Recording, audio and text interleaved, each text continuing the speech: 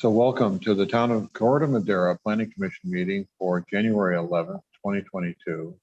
Adam, would you please call the roll? Sure. Good evening, commissioners. We'll start with Commissioner Metcalf. Here. Commissioner Bundy. Here. Commissioner Chase. Here. Commissioner Bendel. Here. Commissioner Rizzo. Here. Great. So we have all 5 commissioners in attendance. So at this point, we always open the meeting to any comment for something that is not on tonight's agenda. So we open up public comment for something that you'd like to air your statements about. You have 3 minutes to do so. And we'll see if there are any public comments to public comment at tcmmail.org, or you raise your hand on the screen that you'll see at the bottom, and Tracy will let you in. Alrighty, no emails have been received, Chair Chase, and I don't see any hands raised either. Okay, so too bad. We don't have any public comment tonight for that which is not on tonight's agenda. So we will then move directly into the consent calendar. So tonight we have on the consent calendar the resolution pursuant to Assembly Bill 361, making findings and authorizing remote teleconference meetings of the Planning Commission pursuant to the direction of the Town Council and Brown Act provisions. We have to take public comment on this unless some commissioner wishes to pull this item for discussion. Seeing none, we'll see if there are any public comment on this item from the public. And Tracy has disappeared. Don't see any. Okay, she's there. She's invisible to us. Okay, so then we will close the public comment on this consent element calendar item. And will someone please make a motion to approve? Move approval. Second. Great. All in I'll favor? take the roll, or I guess I'll do it. Yes. Here. Yes. I'll go real quick here. Commissioner Bundy. Yes. Commissioner Bendel. Yes. Commissioner Rizzo. Yes. Commissioner Vice Chair Metcalf. Yes. And Chairman Chase. Yes. Okay, thank you. Thank you. All right, so at this point, we move into our new hearing. Tonight, we have an item that is called 78 Granada Drive, Permit Amendment Application PL 21-0084 for modification to a previously approved design review application at 78 Granada Drive. So Martha can give us the history on this, and I'll let her take it away. Yes. Good evening, Chair Chase and members of the Commission. This evening, you will be considering a proposed permit amendment application for modifications to a previously approved design review application at 78 Granada Drive. The applicant has submitted a permit amendment application requesting retroactive approval for modifications to the project, and all of these modifications have already been constructed. The project site is located at 78 Granada Drive in East Corte Madera Avenue, or in East Corte Madera. The original developer created a series of flat lots that stepped up Granada Drive. As such, the project located to the west at 74 Granada Drive is located at a lower elevation, and the property located to the east at 82 Granada Drive is at a higher elevation. The Planning Commission reviewed a design review application for a 1,196 square foot addition to an existing 2-story residence at 78 Granada Drive in 2019. The project included a 313 addition to the lower level and an 830 square foot addition to the upper level. The Planning Commission held 2 public hearings, the first on February 28, 2019, and the second on March 12, 2019. The Planning Commission approved a resolution that approved the project by a 3-2 vote. The 2 commissioners who voted against the project indicated that they could not make the required design review findings for view impact. There were several changes that were made to the project to address view and privacy concerns. The windows on the east elevation of the master bedroom were changed to clerestory windows. And in addition, the height of both of the ridges were reduced. The height of the higher ridge was reduced by a foot, and the height of the lower ridge was reduced by 6 inches. Following the Planning Commission meeting, the neighbors at 82 Granada Drive sent an email to the commissioners stating that they wanted to allow the Gerbers to have the original non-clerestory design to accommodate their neighbors' preferred window design. And this original design included 2 windows on the east elevation of the master bedroom, each that were 2 feet 6 inches by 4 feet 3 inches. The staff report included a thorough discussion of permit applications in general, and I'm happy to answer any specific questions that you may have about the process for reviewing permit amendment applications. There have been 2 prior permit amendments that have been approved for 78 Granada Drive. The first permit amendment was approved in September 2020 prior to the issuance of the building permit.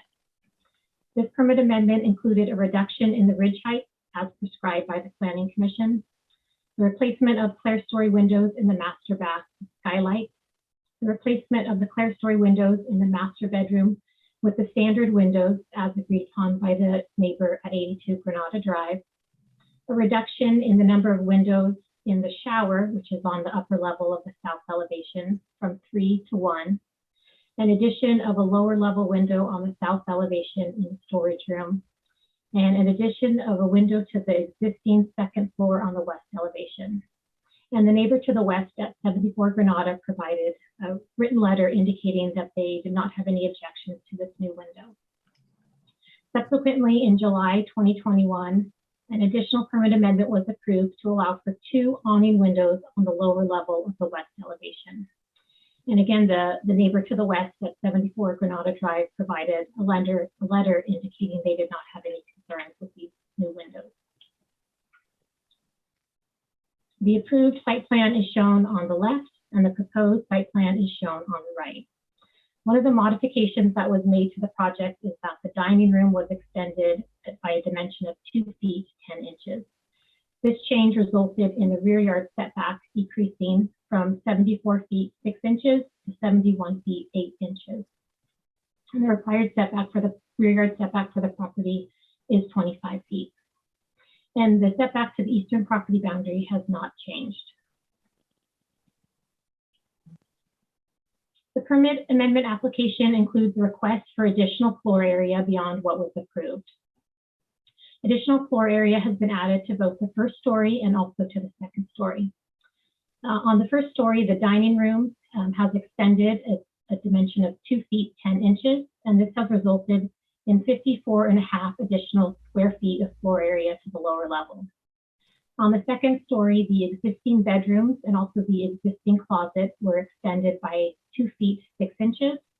This change resulted in an additional just over 91 square feet of floor area. And in addition, the bay window added an additional 14 square feet of floor area. The total additional floor area is approximately 160 square feet. And this additional floor area meets the development standards of the zoning district, including lot coverage and FAR. The slide shows the approved north elevation, which is the rear elevation. And this shows the proposed amendments to the north elevation. A bay window was added to the north elevation. This bay window includes a window seat. It has 3 windows, 1 large window and 2 smaller windows. And the bay window extends out 2 feet beyond the wall, the northern wall plane. In addition, the chimney has been removed from this rear elevation. And on the lower level, in the location where the chimney used to be, a new window has been added. The sliding glass doors facing the rear yard have also been expanded in size. And the removal of the vinyl siding and the stucco that was on this elevation has been removed. And the materials that are proposed are hardy plank siding, which is consistent with the approved materials for the other elevations. This slide shows the approved east elevation. This elevation faces the uphill neighbor at 82 Granada Drive. And this slide shows the modifications to the east elevation. As I mentioned, there was a bay window that was added to the rear elevation, and one of the windows is oriented in the easterly direction. There was also a new window that was added in the dining room, and the length of the dining room was increased approximately 2 feet, 8 inches. And the roof over the dining room has also been modified. The original approval was for a roof that sloped up, and the roof has been modified to slope downward. In addition, the area over the walkway along a portion of the eastern elevation has been modified. The original approval was for a trellis type feature that had a depth of approximately 1 foot, and this overhang includes a depth of 5 feet. This slide shows the approved west elevation, which faces the downhill neighbor at 74 Granada Drive. And this shows the proposed west elevation. A modification was made to the slope of the roof. The steepness of the roof pitch was modified, and this change was made because the ceiling in the existing bedrooms was raised. You can also see the change to the roof over the dining room, and a new window was also added on the west elevation of the dining room. And the vinyl siding and stucco have also been removed from this elevation and are proposed to be replaced with hardy plank siding. And as previously noted, these lower level awnings were approved by a staff level permit amendment in July of 2021. The next several slides are pictures that were taken from the property at 78 Granada Drive. These 2 pictures were taken within the master bedroom of the bay window. The first picture was taken looking more in a northerly direction, and the second picture is a little bit slightly more oriented to the west, in the northwesterly direction. These pictures were also taken of the bay window in the master bedroom. The first picture is looking in a northeasterly direction, and the second picture was taken outside of the small window looking east. These pictures were taken outside, looking towards the bay window. The picture on the left was taken looking in a southerly direction, and the picture on the right was taken looking in a southeasterly direction. And you can see the adjacent residence at 82 Granada in this picture. The picture on the left was taken standing on top of the dining room roof, looking in a westerly direction. And this is the portion of the residence that was extended out 2 feet 6 inches. And the picture on the right was taken of the rear of the residence looking south, and you can see the outline of the chimney that was removed on this elevation. The picture on the left was taken inside one of the existing bedrooms, and it shows the extension of 2 feet 6 inches that was made to both bedrooms 1 and 2, and also of the existing closet. And the picture on the right shows the extension of the dining room, and this is the view of the west elevation of the dining room. And you can also see the new window that was added to that elevation. In order to approve any project, the Planning Commission must make required design review findings.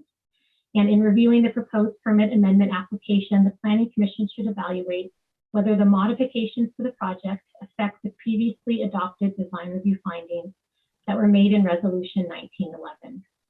And staff believes that the most relevant findings for the Commission to reconsider are findings 3 and 4.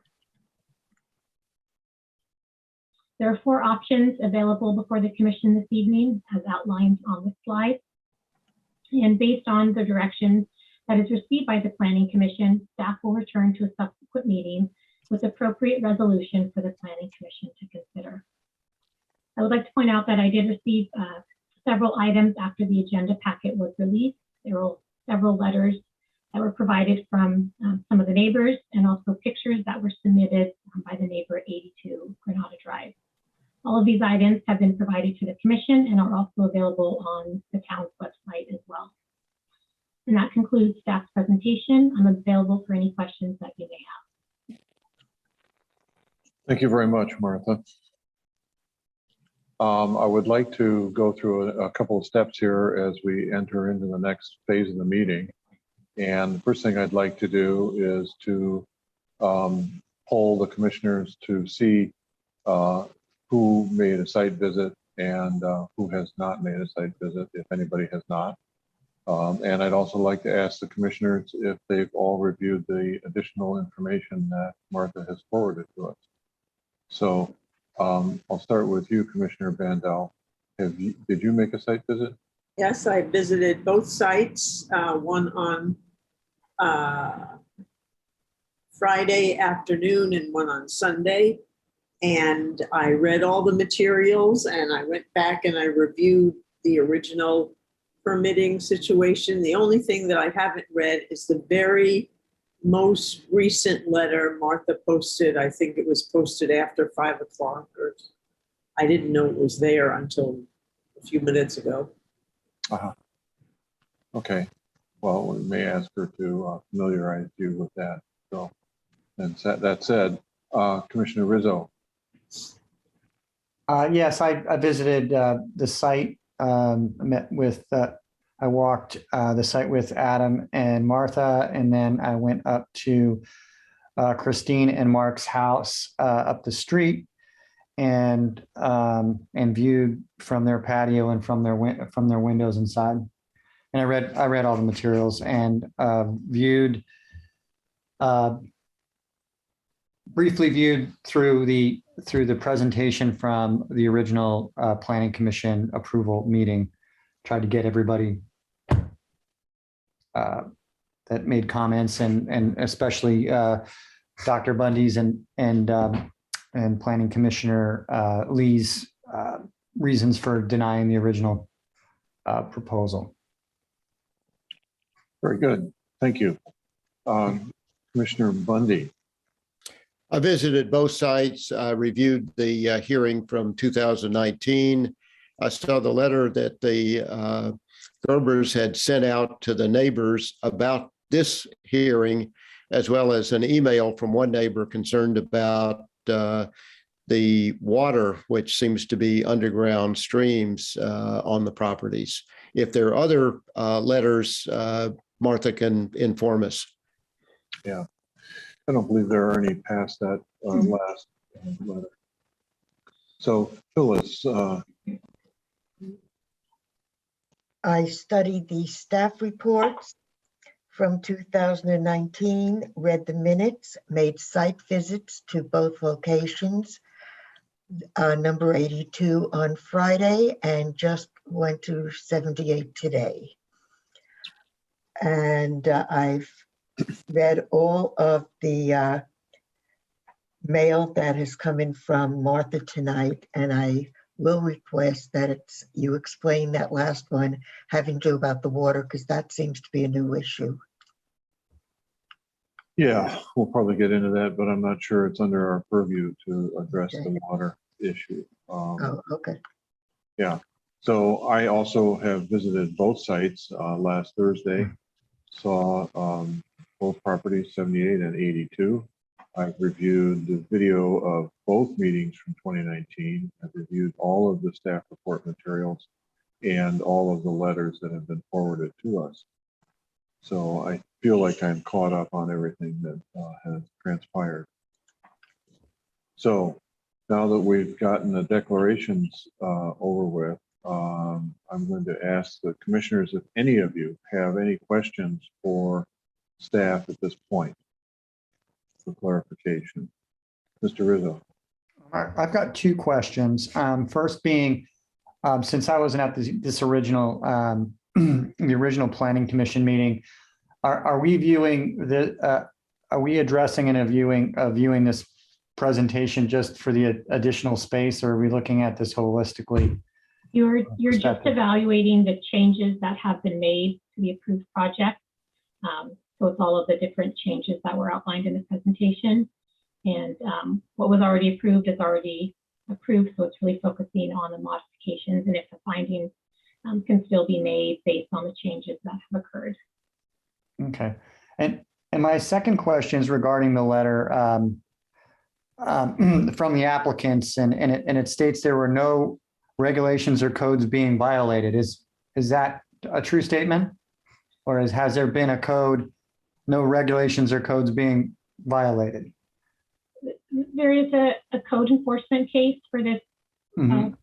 this property based on the construction that has occurred that extends beyond the approved building permit. And the notice of violation and the stop work order were included as an attachment to the staff report. So there was a modified stop work order. That work cannot occur in the portions of the addition that go beyond the approved building permit plan set. Okay, I just wanted to clarify that because a lot of the neighbors might not have read all that, and it might not have been brought to their attention that there is actually a violation that had occurred. So, thank you. The notice did state that this was a permit amendment for changes that have been retroactive changes, but you are correct, neighbors may not necessarily. Martha, could you make a distinction for this in terms of code of setbacks or code of height or code of parameters versus just these instances of getting outside of the approved permit? So as far as the development standards for the property, the project continues to meet the various development standards, all setbacks, floor area and lot coverage. And also in regards to the height, there was a condition added to the resolution that the height of the two ridges be reduced, 1 foot for the taller and then 6 inches for the lower ridge. And there was a height verification that was done and verified that the heights are consistent with the approved plan. Got it. Okay, we may revisit that down the road a little bit, but go ahead, Phyllis, your question.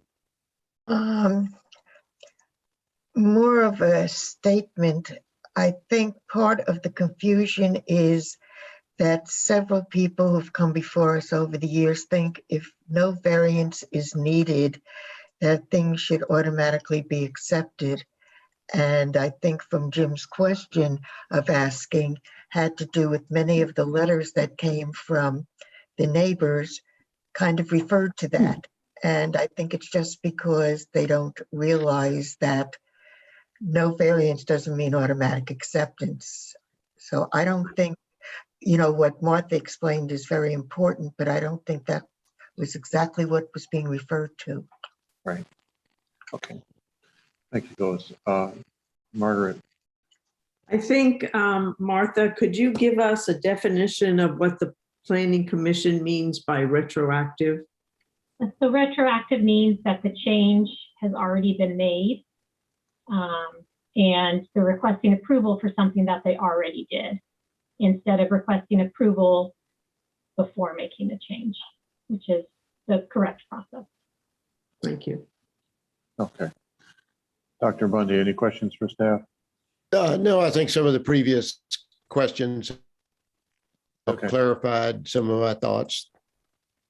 Okay, very good. So we're going to go about this with statements from the applicants, and then after which we will have a public comment on this item.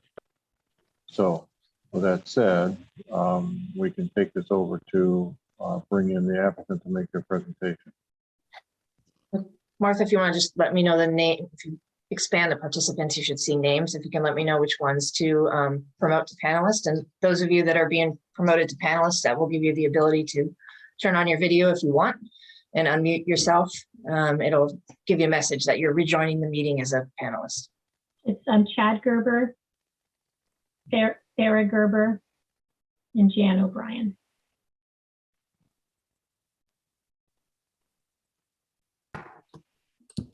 Second, and they should be populating to our gallery here in a moment.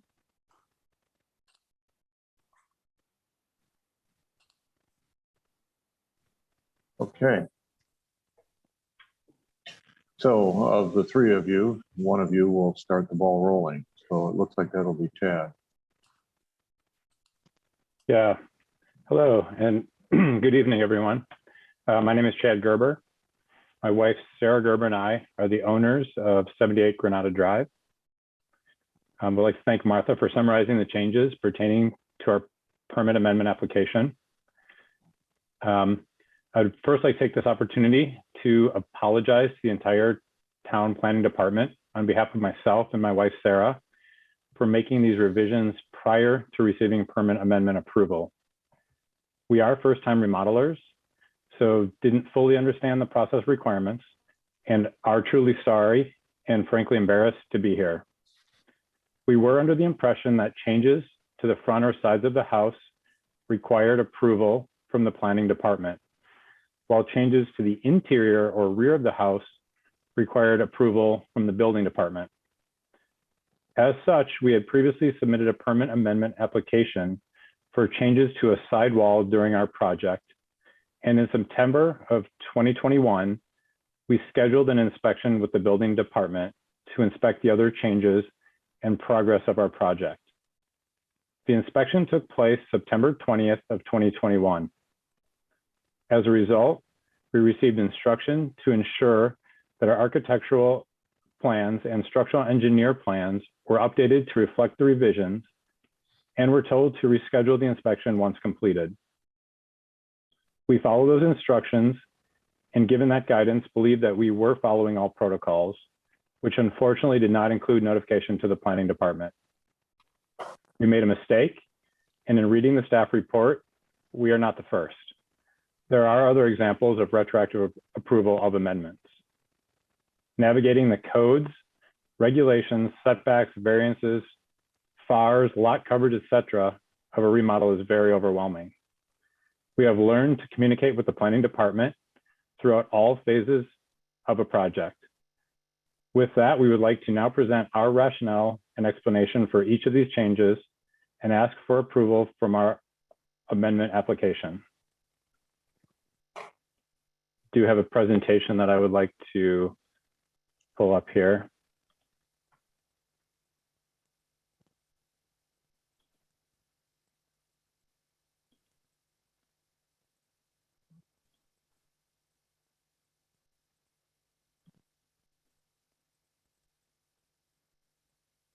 Can everyone see that? Yes. Yes, we see the town of Corte Madera. All right. So I guess that's you. Okay, I'm just trying to get my screen to cooperate here. Here we go. All right.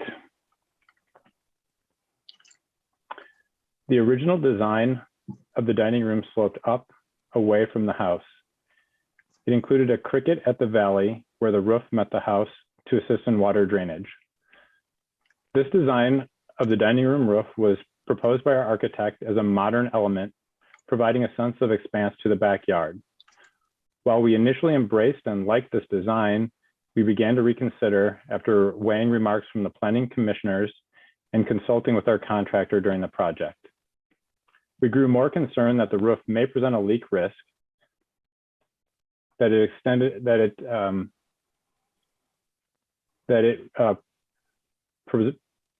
blocked all view from our upstairs bedroom onto the backyard where our children play, and that it may radiate heat toward the house during summer months. Therefore, we revised the slope of the roof away from the house, as well as lowered it by 2 feet.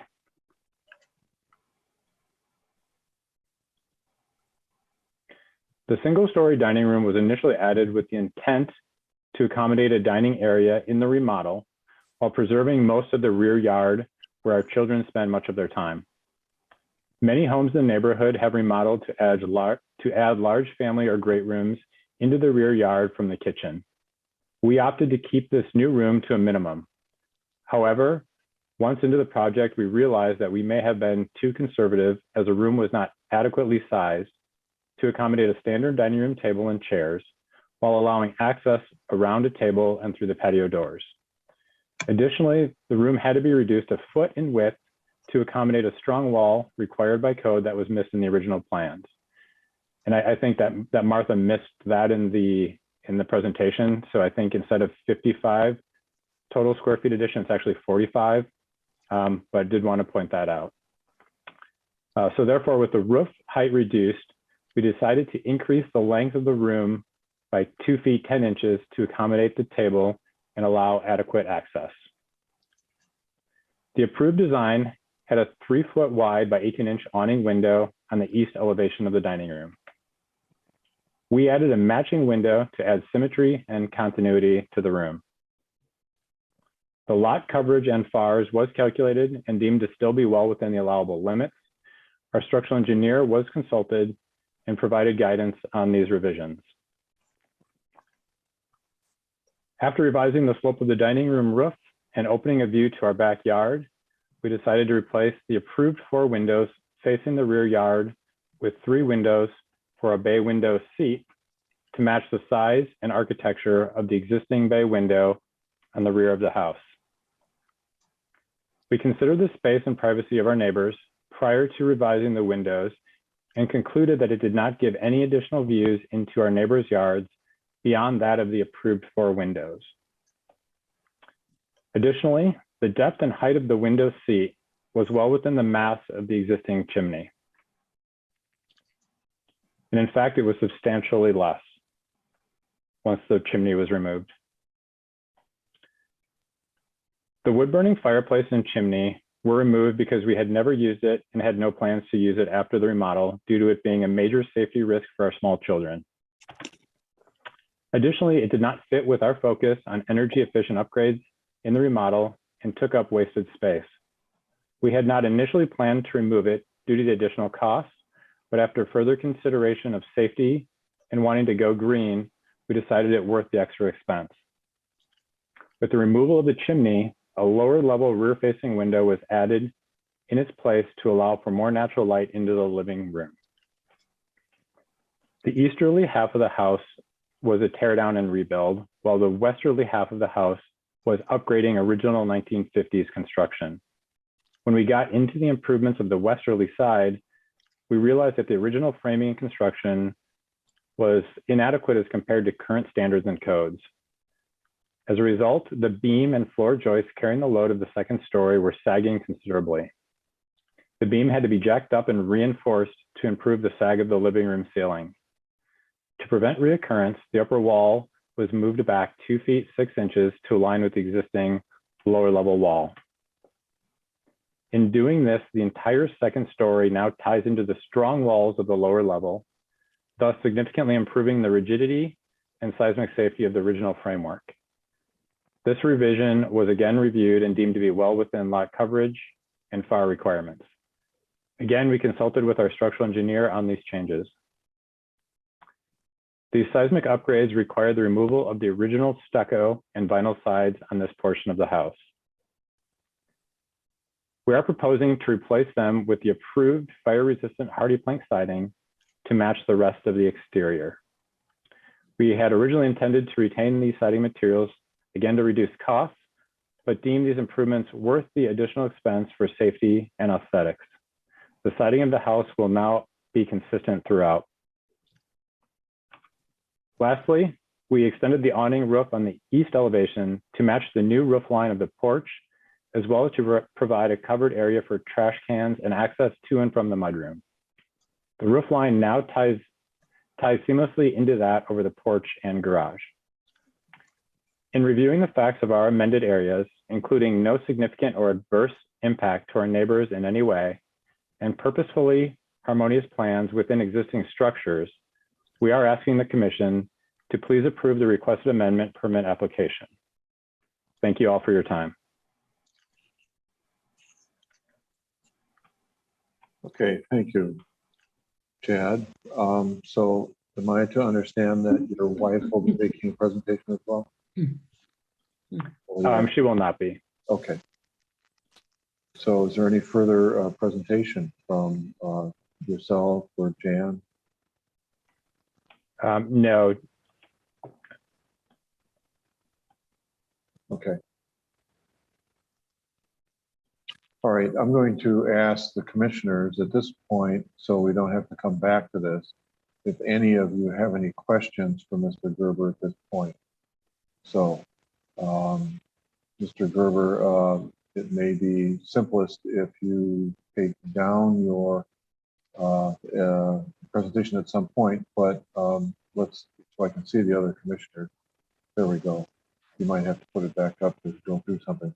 But I'll start with you, Commissioner Metcalf. Do you have any questions for Mr. Gerber? Not at this time. Okay. Dr. Bundy, do you have any questions for him? Not at this time. Okay. Commissioner Bandel? I do, just because I forgot to notice in the window that's part of the window seat area, is that an operable window or is it inoperable? Does it open or not? Two of the windows, the smaller windows on the side, are operable. The two, They're casement windows. The large center window is not operable. that's all I have. Okay. And Commissioner Rizzo, do you have any questions for the applicant? Yes, I was just, I'm wondering if, has the contractor, architect, and structural engineer performed work in Corte Madera prior to this project in your, do you know that? I believe both have, yes. And was the addition designed by the architect, or is that something you worked on with your contractor directly? The revisions? Yeah, well, what we're reviewing tonight, the amendments. Yeah, most of those were coordinated directly with our contractor. So there was no drawings to show the contractor how to build it? There is original set, and yeah, there was not a updated set of architectural plans for the revisions. Okay, but you were advised by your architect on what you could do? In terms of the revisions, Mm-hmm. we did coordinate with our architect on the revisions, revisions to the size of the house, where we did file an amendment. Okay, thank you.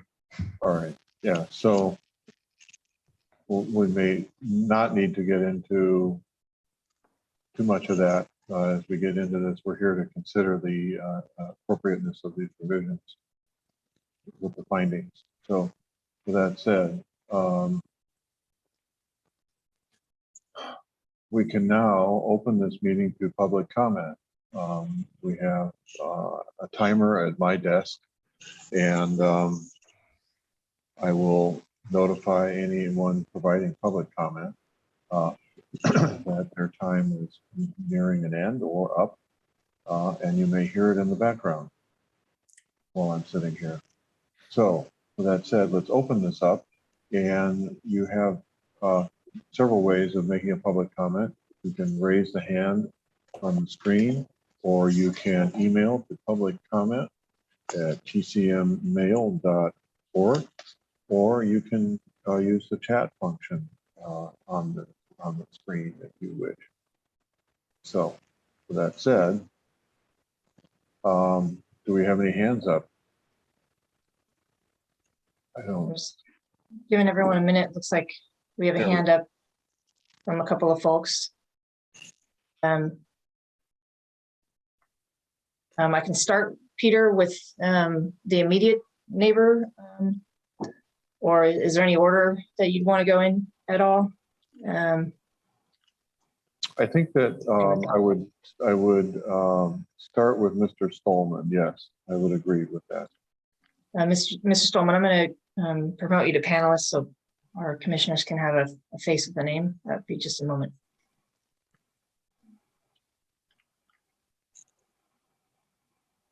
You should be rejoining us in a moment.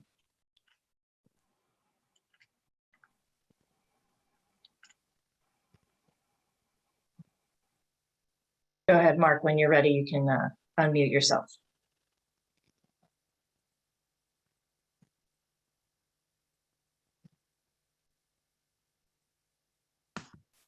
I'm unmuted, but for some reason my picture isn't coming up. See if you can help. Start my video. Okay, I'm sorry. I apologize for this. Sure. Is my audio okay?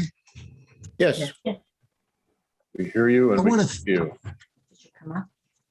I want to thank you commissioners and staff for all of the tremendous hard work that you put in, not only on this case, but on all of the other cases that you hear.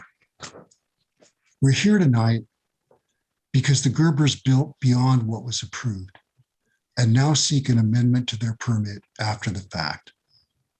The proposed amendment is unfair to us because we made a deal at the last hearing and the Gerbers violated it. The commissioners crafted a compromise at the last hearing to reduce the height of the structure on 2 ridges. And we went along with it. We waived our appeal rights and we agreed. We even gave the Gerbers larger windows. Our kindness was repaid with a slap in the face. It is also an unfair slap in the face to you commissioners because you spend hours studying these cases, visiting houses, hearing people speak, and attempting to craft compromises, only to have people ignore your efforts, build whatever they want, and then ask for retroactive approval after the fact. It's unfair to everyone in Corte Madera because it undermines the process by which we are allowed to see story polls and consider impacts on our houses. If you grant this application, then you will have to grant the next one and the one after that. If you grant this application, everyone in Corte Madera will lose except the Gerbers. To grant this application, you must make findings. Finding 3 requires the changes will not significantly and adversely affect the views, sunlight, or privacy of nearby residences. Merriam-Webster says significant means large enough to be noticed or have an effect. Google says it means sufficiently great or important to be worthy of attention. The Oxford Learner's Dictionary says it means large or important enough to have an effect or to be noticed. These dictionaries do not say it has to be a big effect or even a medium-sized effect. They don't have to be very noticeable or even medium-sized noticeable. They just have to be noticeable or have an effect. These changes were noticed by the building inspector, they were noticed by us, and they have an effect where the Gerbers would not have done them. So they are significant by every meaning of the word. Finding 3 also requires that the changes must be in the best interest of the public health, safety, and general welfare. And these changes are not in the best interest of the general welfare, because if you grant this application, everyone in Corte Madera will lose, because this same after-the-fact process can be used against them. Finding 4 requires that changes be harmonious with existing development adjacent to the site, and this is not harmonious because none of the other houses in the neighborhood have bay windows like that one. These are not harmonious changes. The staff report drew your attention to findings 3 and 4. I submit that you cannot and should not make those findings. Thank you. Thank you, Mr. Stallman, for your brevity. All right. Okay, so we have any other? Yes, we have Carl Crowett. I'm going to do the same for Carl and allow you to turn on your video if you like.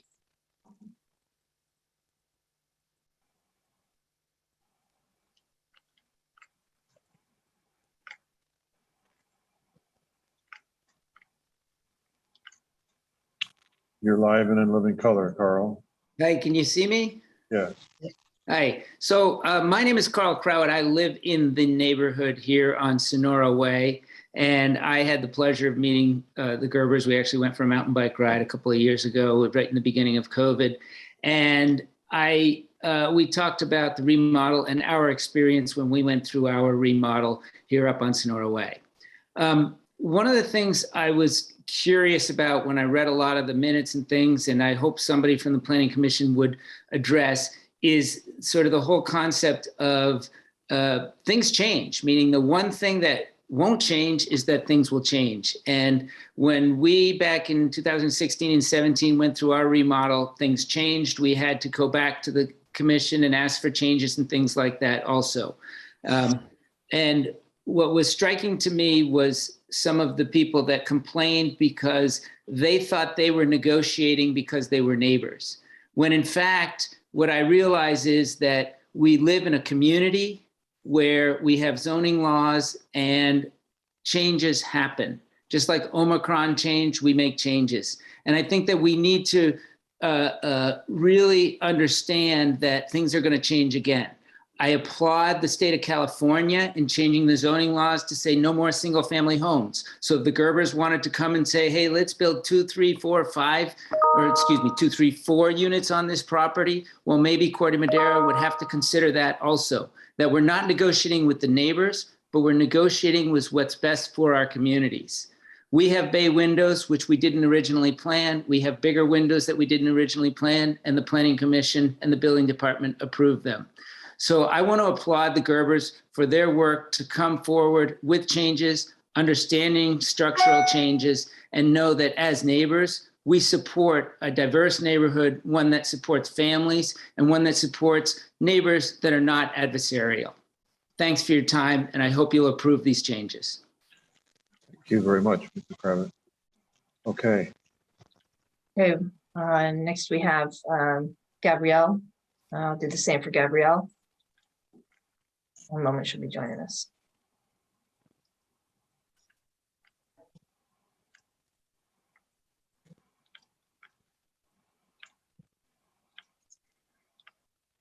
Whenever you're ready, go ahead and unmute yourself, Gabrielle. So I'm unmuted. we can hear you. You can hear me. I don't know how. I guess I can do this too. If I look all right. I guess I look all right, but I'm not out. I'm not really out there. I don't know what that bridge is doing in back of me. I would like to reiterate. I heard what the gentleman who just spoke said about it's the community at large that also needs to be taken into consideration as well as the neighbor. I mean, I've lived in Corte Madera for 40 years. And I really, again, I want to express my appreciation for the commission and the staff and the obvious from because I read a lot of the reports. I read the whole background on this situation, the time you must spend doing what you do. And I thank you so much for that. Mike, and I don't know what's appropriate in terms of what it needs to be considered at this point, whether it's the actual bumping out there or the process or both. What I have the biggest problem with is that there were plans that were submitted and approved and the permitting all happened. I mean, my husband and I both supported the Gerbers in their initial project. And we wrote a letter to the town supporting them. I just was surprised to think that they would go ahead and do these changes.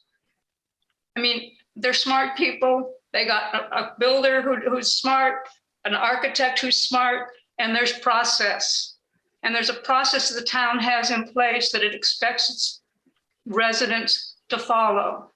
So if one person, and this is a major project, this is not like putting a deck on the back of your house and extending the rail a little bit. It's a pretty big project. And a lot of it is beautiful. But to just go ahead and add a couple of feet here and a couple of feet there and put bay windows in that I mean, bay windows have a different kind of impact on a neighbor than side windows. And not go through the process that these people on the commission and the whole department spends a lot of time reviewing things and likes to trust that what they've approved is what's going to be done. And not to have to, you put them in a bad position because you're a sweet family and you got kids and we love kids in the community, but darn it, look what you did. And what is the consequence? And if there's no consequence, then the person down the street can do it and I can do it. And it's, it's like, oh yeah, you don't have to obey the rules. It's just there for whatever. So that's my biggest issue. I have visited both your site I'm looking at you, looking at the Gerbers as I'm talking. So I visited the work that you're doing on your property, and I also visited Mark and Christine's. And Gabrielle, we're out of time. I'm sorry, you got the intent of what I'm saying, Yes, right? thank you. Of Thank you again for your work. course, thank you. Yeah. We have one more, Chair Chase, that's Christine Martin, Please. joining the gallery in a moment here.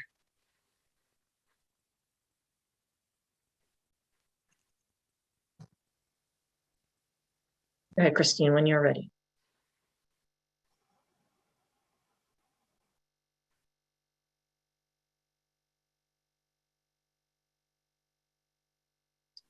Yeah,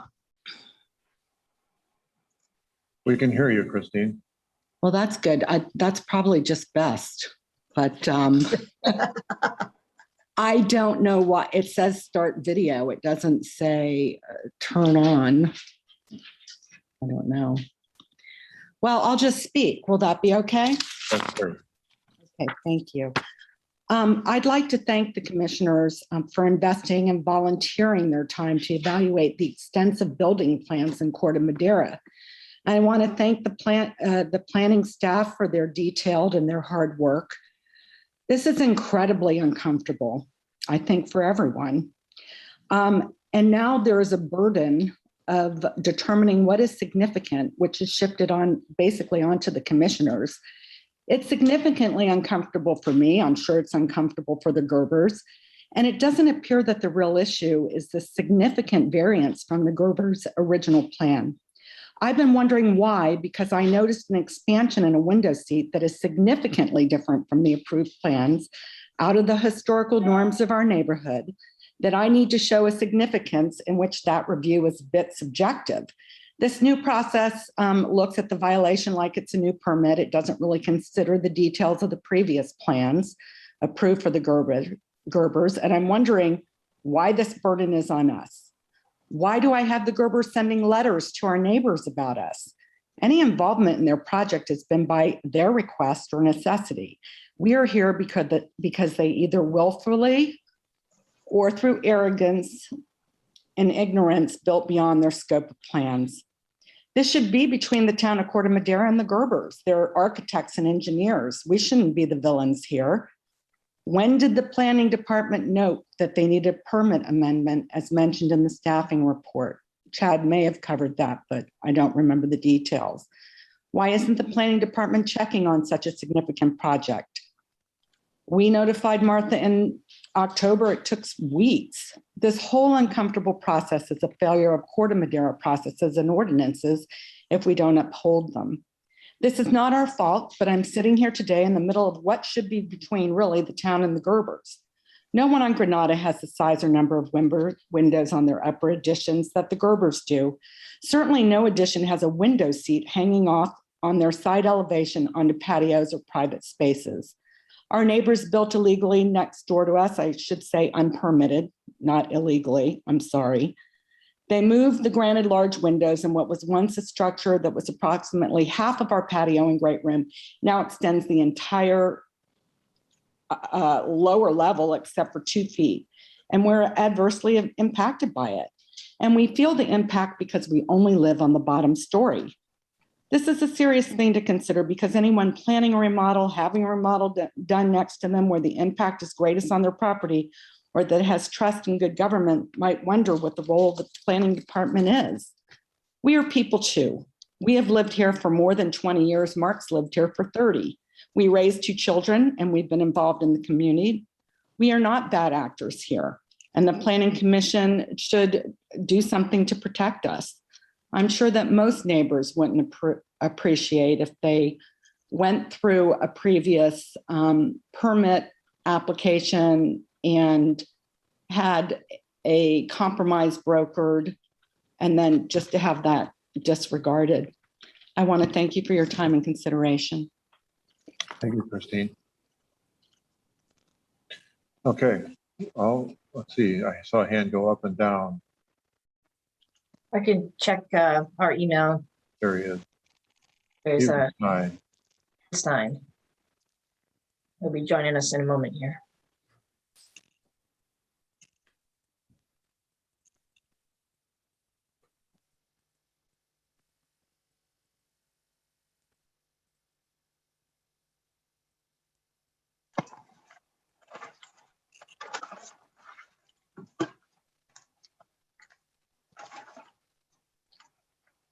There you go. We can see you, Stephen. Right, well, thank you for the opportunity to speak. I'm a student of, I'm actually a student of democracy. When I first spoke at the Planning Commission, I indicated that I had my college degree was how democracy grew up. But I grew up in New York City, which is a very different democracy. And I love Corte Madera. Been here for almost 40 years. And I want to address on Mr. Crowett's points, because I think he made a very good point about how there are changes. But I'm also in my profession a student of precedent and recognize how precedent has an effect on how society moves forward. And society also looks backward, and the law looks backward on precedent. My concern here is not the windows and the changes and all of that. My concern is the fact that I believe that the architect for the project and the contractor for the project, both of whom are experienced Corte Madera builders and architects, would have known, should have known, and I believe because of experience did know that going back to the Planning Commission was a part of the process that allows the changes to be evaluated at a higher level than the building department. And that was not done. And so the question is the same standard to be applied for a retroactive request for a change when it's already been done? And I think that the precedential component of this plays a very large role, an equally large role in the decision for the Planning Commission to make. I feel that this hearing and what happens here and the town records will be written up and discussed. And going forward, will another contractor or another architect say, well, maybe we should try to put it through. It's not that big a deal, in the context of knowing that a request to the Planning Commission should be made.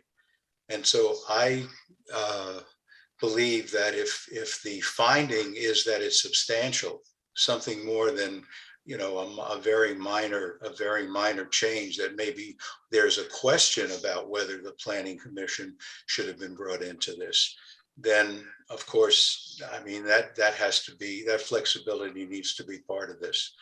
But the fact of the matter is that the fact that there was this is a retroactive request and has a precedential effect for the architect and for the contractor, that it should be given great weight. Would you please wrap it up? Thank you. And thank you for your time. Thank you. Okay. Tracy, do you find any email commentary coming in the door? I do not, Chair Chase. Okay. And we'll give everybody another possibility of raising their hand if they so choose to speak. But otherwise, we're nearing the end of this public comment section of tonight's item. Peter, if it's okay with you, I can reduce our gallery to just the commissioners and staff, and these individuals will rejoin us as attendees and are available to be unmuted if we need them. Okay, great.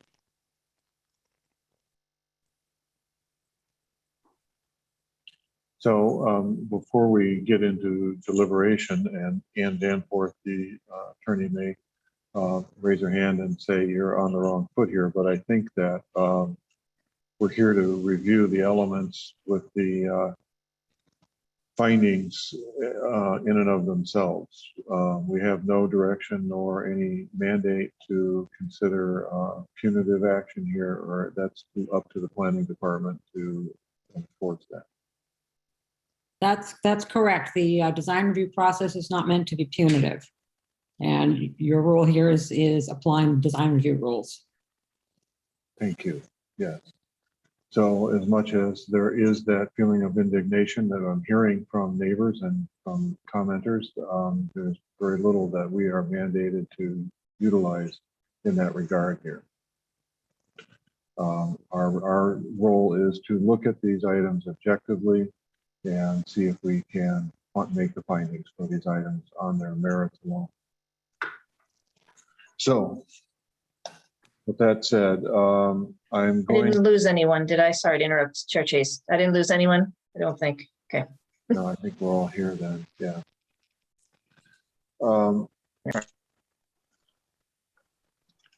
So we have a fair number of comment letters that came in support of the Gerbers and some letters in, a couple of letters in objecting to the project. I want to poll the commissioners here and see if they have any questions at this point after hearing public comment or my comment, if they have any questions for staff or for the town attorney at all.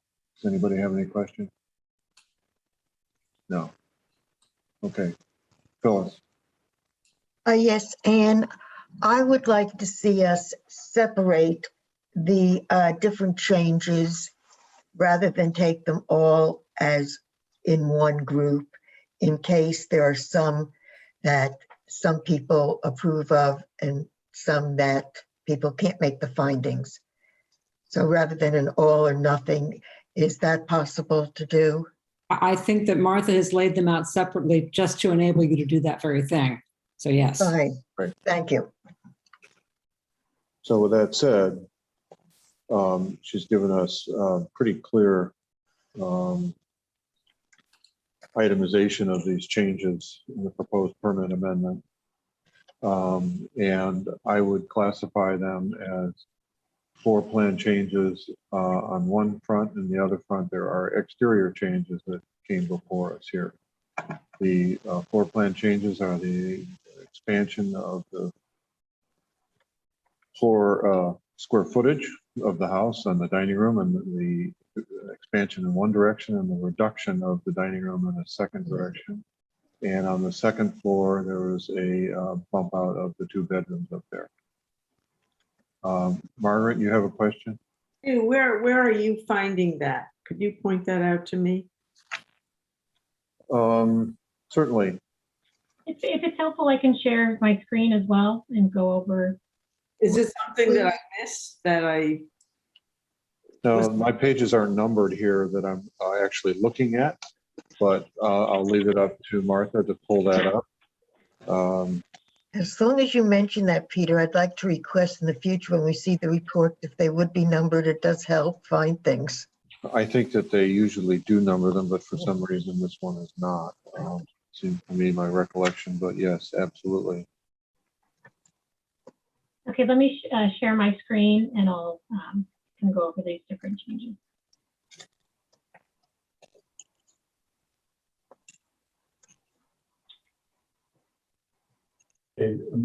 Martha, you have also your list of 1 through 10 on the staff report that may also be helpful. Okay.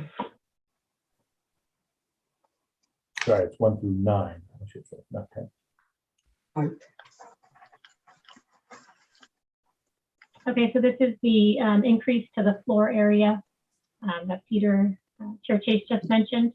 An increase in the dining room on the lower level, taking into account the extension in one direction and then the reduction in the other direction.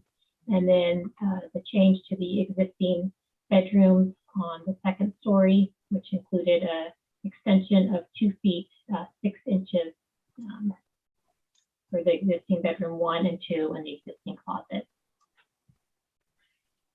So I will say that if I Margaret, if you're looking for it, after you have the basic staff report, and if you go to the cover page that says item 5A, you will go to pages 5 and 6, which have the 9 items. I think I found it under proposed permit amendment. Correct. Underline. Thank you. And Martha, may be helpful if you just say this relates to number 9, I believe, on that list that you're describing. Yes. Okay. So then if you go to the elevations, there you go. So here we have the window on the lower elevation and the dining room roof and the bay window on the left-hand side of the page. And then I would like to also point out that the sliding glass door has increased slightly in size. That was not highlighted in the staff report. Right. And over to the left is the walkway roof over the side of the building there. Right.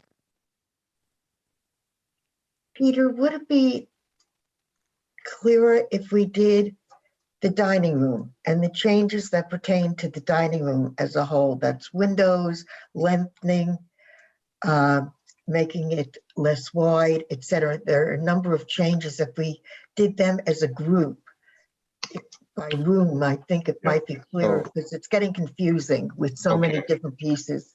Martha, in your staff report, you can't find that page, right?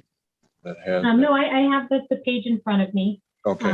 So the changes related to the dining room include the increase in length of the dining room to 2 feet, 10 inches. That's included in number 9 of the list on the staff report. The other change to the dining room was this new window on the east elevation. And that's that items, is, yeah, item 6, right? Item that would actually be item 2. Okay. And then the change to the roof over the dining room, changing the roof from sloping upward to sloping downward. That is item 6. What about making the dining room more narrow? Where is that? That's not specifically mentioned in the staff report. The size of the addition of the dining room that is shown was what was provided by the architect, which took into account both the increase in length and the decrease in width. Okay. All right. So there we have items 2, 6, and 9 that relate to the dining room. And then I would also like to add, there was a window on the west elevation of the dining room that was not included in that list as well, shown on the west elevation. I apologize for the omission. Okay. Is there a number attached to that? We can make that number 10. Okay.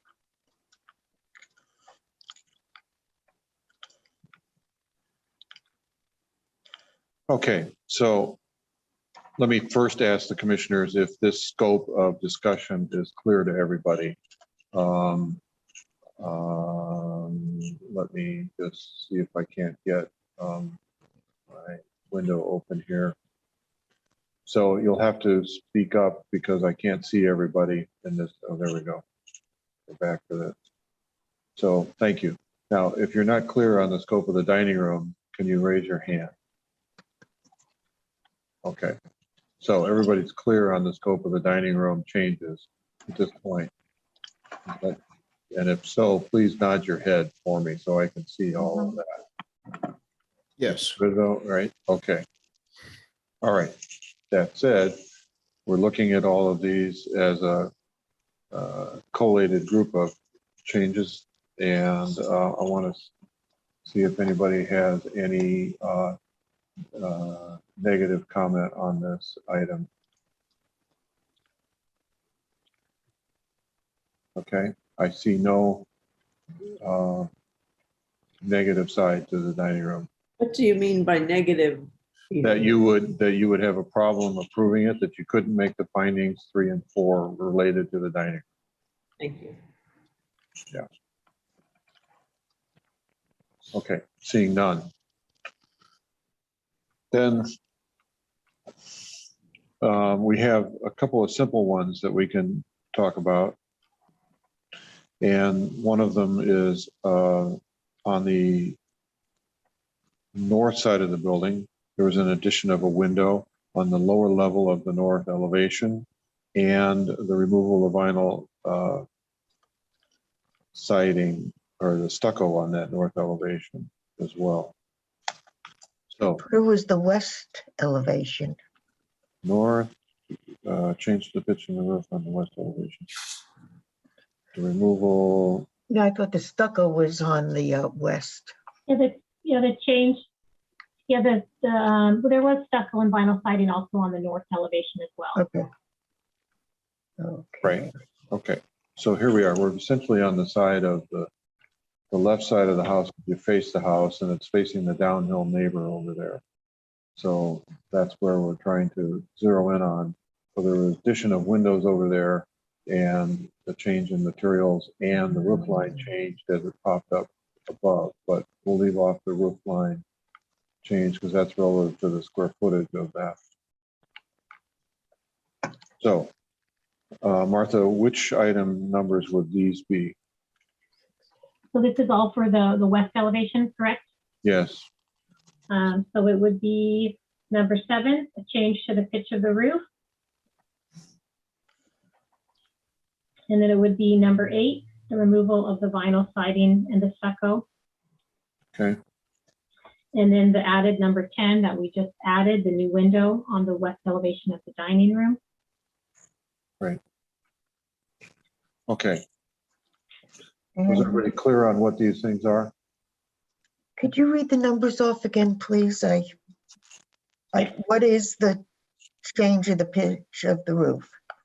And let me, I'll share my screen again.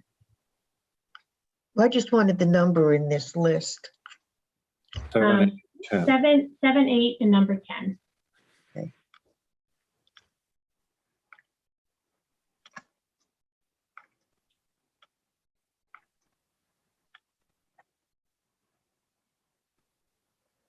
So does anybody have any questions about what this scope entails? No. Okay. Does anyone have any problem making the findings for these 7, 8, and 10? I No. thought we just had 7. That was not part of the first one.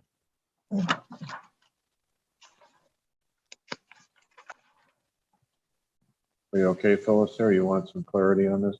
Looking, we still have 3, 4, 5, 3, 4, and 5 to address. Yeah, 1, 3, 4, and 5. Right. Yeah. Okay. So then, Martha, I'm going to go for number 4, the change in cover to the walkway. Would you bring that up on your screen? Please?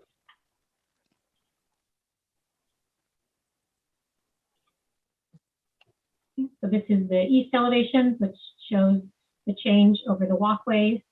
Before it was kind of a trellis that had a depth of 1 foot. And then it was changed to an overhang that has a depth of up to a maximum of 5 feet. Okay. Is that clear to everyone that we're looking at right now? Okay, great. And that's item number 4 on the list. All right. That said, does anybody have any problem making the findings for this item, findings of number 3 and number 4, for item 4 on the list? And Martha, it's within the side setback and it meets all the criteria of the zoning ordinance. Yes, it's outside of the setback, and then also this was added to lot coverage, and it falls within the development standards. Thank you. Okay, any other? Is that a a window at the top of it? Over, I believe it's a skylight. it's a skylight over the door. Yes, yes.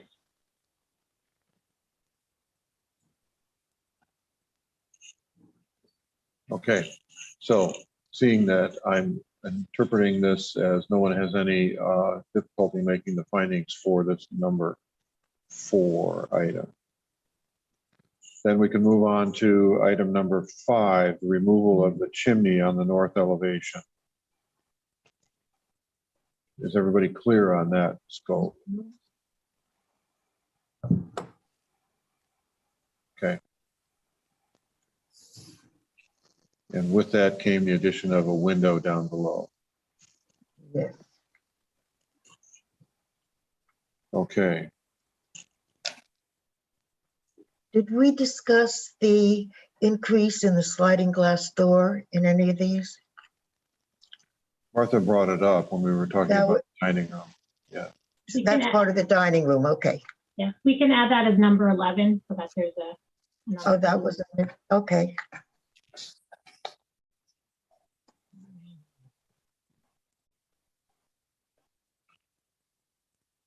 Okay. So no one has any problem with the removal of the chimney then in this in terms of making the findings. Okay.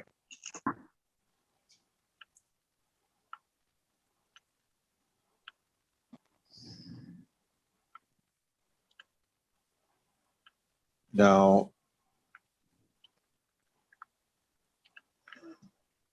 Martha, which item is the additional square footage on the 2 upper bedrooms there? So that's also included in item number 9. Okay, that's right. Okay, so we went over that. But I just want to revisit that and make sure that the commissioners don't have any issue with the change in the upper 2 bedrooms there and the deepening of those bedrooms so that the wall plane is in line with the lower wall plane. Okay. We do not. Okay. Item number 3, is that the window that is in the place of the chimney? Yes, it is. Okay. So that one is something we just brought up and no one had any difficulty with that. Okay. So what we're down to is essentially the bay window. The addition of an upper level bay window with the window seat on the rear elevation, north elevation. The bay window includes 3 windows and extends beyond the wall plane 2 feet. So this is probably the most difficult item for making the findings 3 and 4 to this application. So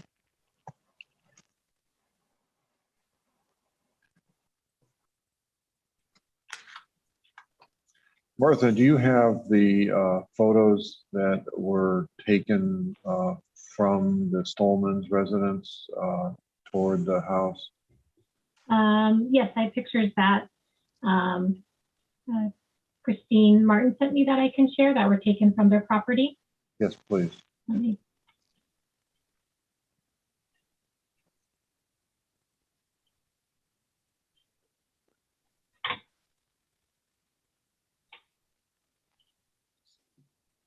Can everyone see that?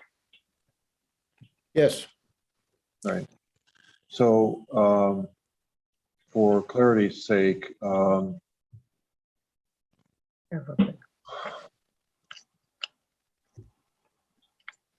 would you make a smudge or make a mark where the bay window is there right above the fence? I can barely see the top of the window right there. Yeah, there it is. Okay. And beyond it is the chimney. Correct. And the chimney that was removed. Okay. Then over to the left, I believe I see the top of one of the 2 windows facing the Stolmans from the master bedroom. Is that correct? Correct. Further to the left of your hand right there. So right there, is that the top of the window? Yes, this is the top of a window and then Okay. So just for clarity's sake, all of these windows that are facing the Stolmans are casement windows. They all open toward the Stolmans. Yes. Okay. So this photo was taken from a standing position or a seated position? I do not know. Okay. I would venture to say it was taken from a standing position, but okay. Peter, And- standing for some people is different than standing for others. I would agree. Okay, so Are there additional photos, Martha? yeah, Martha, would you scroll down? Yeah, this is one of the This is a original photos. Prior Oh. story plan. We- Another photo taken Oh, from the that's patio. better, no shadows. And this again is the bay window. Isn't, the bay window is higher, And what? a little bit higher than the hand, The a little hand, bit to the left, there. That's it. no, She was almost touching the fence before. well, when you drop the hand a little bit more, Martha, that's the height of the window right there. And that's the roof right here. Oh, the roof of the window. The roof of the window or the roof of the dining room? The roof of the window. So the hand is right now is on the eave of the bay window, and if she drops her hand a little bit, it'll be right there is the tip of the top of the window. And what is above that? Above the eave, That is the bay window. eave. overhang here. There, it's a vertical kind of, That's the story poles for the chimney oh, okay, that was removed. okay. Right, thank you, Adam. Okay, Martha, would you care to describe any of this in greater detail? So to say it was taken from the patio of 82 Granada Drive, and it's looking towards the adjacent residence, looking in westerly direction.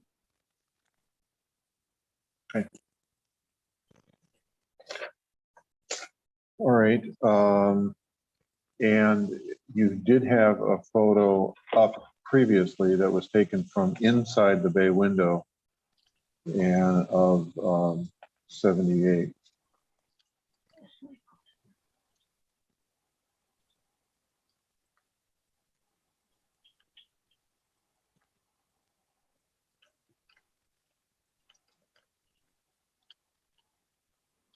Okay, so these pictures were taken from the bay window, kind of looking more kind of Yeah, out and a little bit oriented to the kind of the west.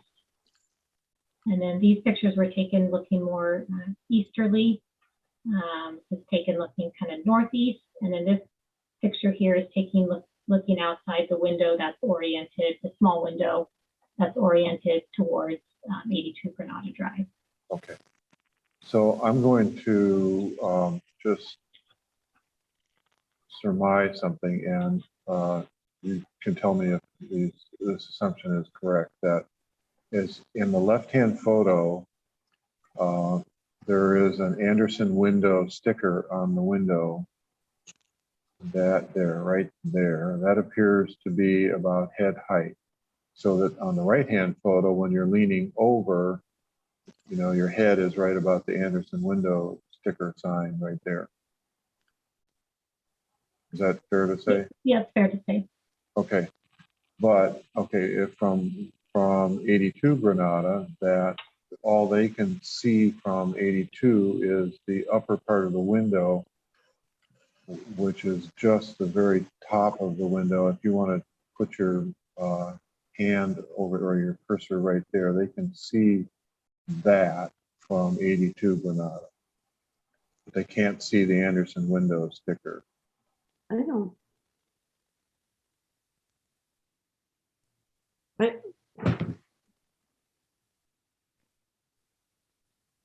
Margaret, you look quizzical. Well, I just don't think it's fair for you to say that. Well, I was just looking at the photographs. That's all I was saying. And I was saying what we saw from 82 was the top of the window, and that when you look back out, you couldn't see that. That's what you saw. No, I was just looking at the photograph. That's what I was saying, was in the photograph. Yeah. I wasn't promoting anything at all. I was just saying what we saw. Phyllis. I'd like to make a suggestion because I think we're going to have considerable conversation about the bay window. Could we have somebody make a motion to approve the other changes as part of a retroactive amendment? And then we can get that out of the way and discuss the bay window.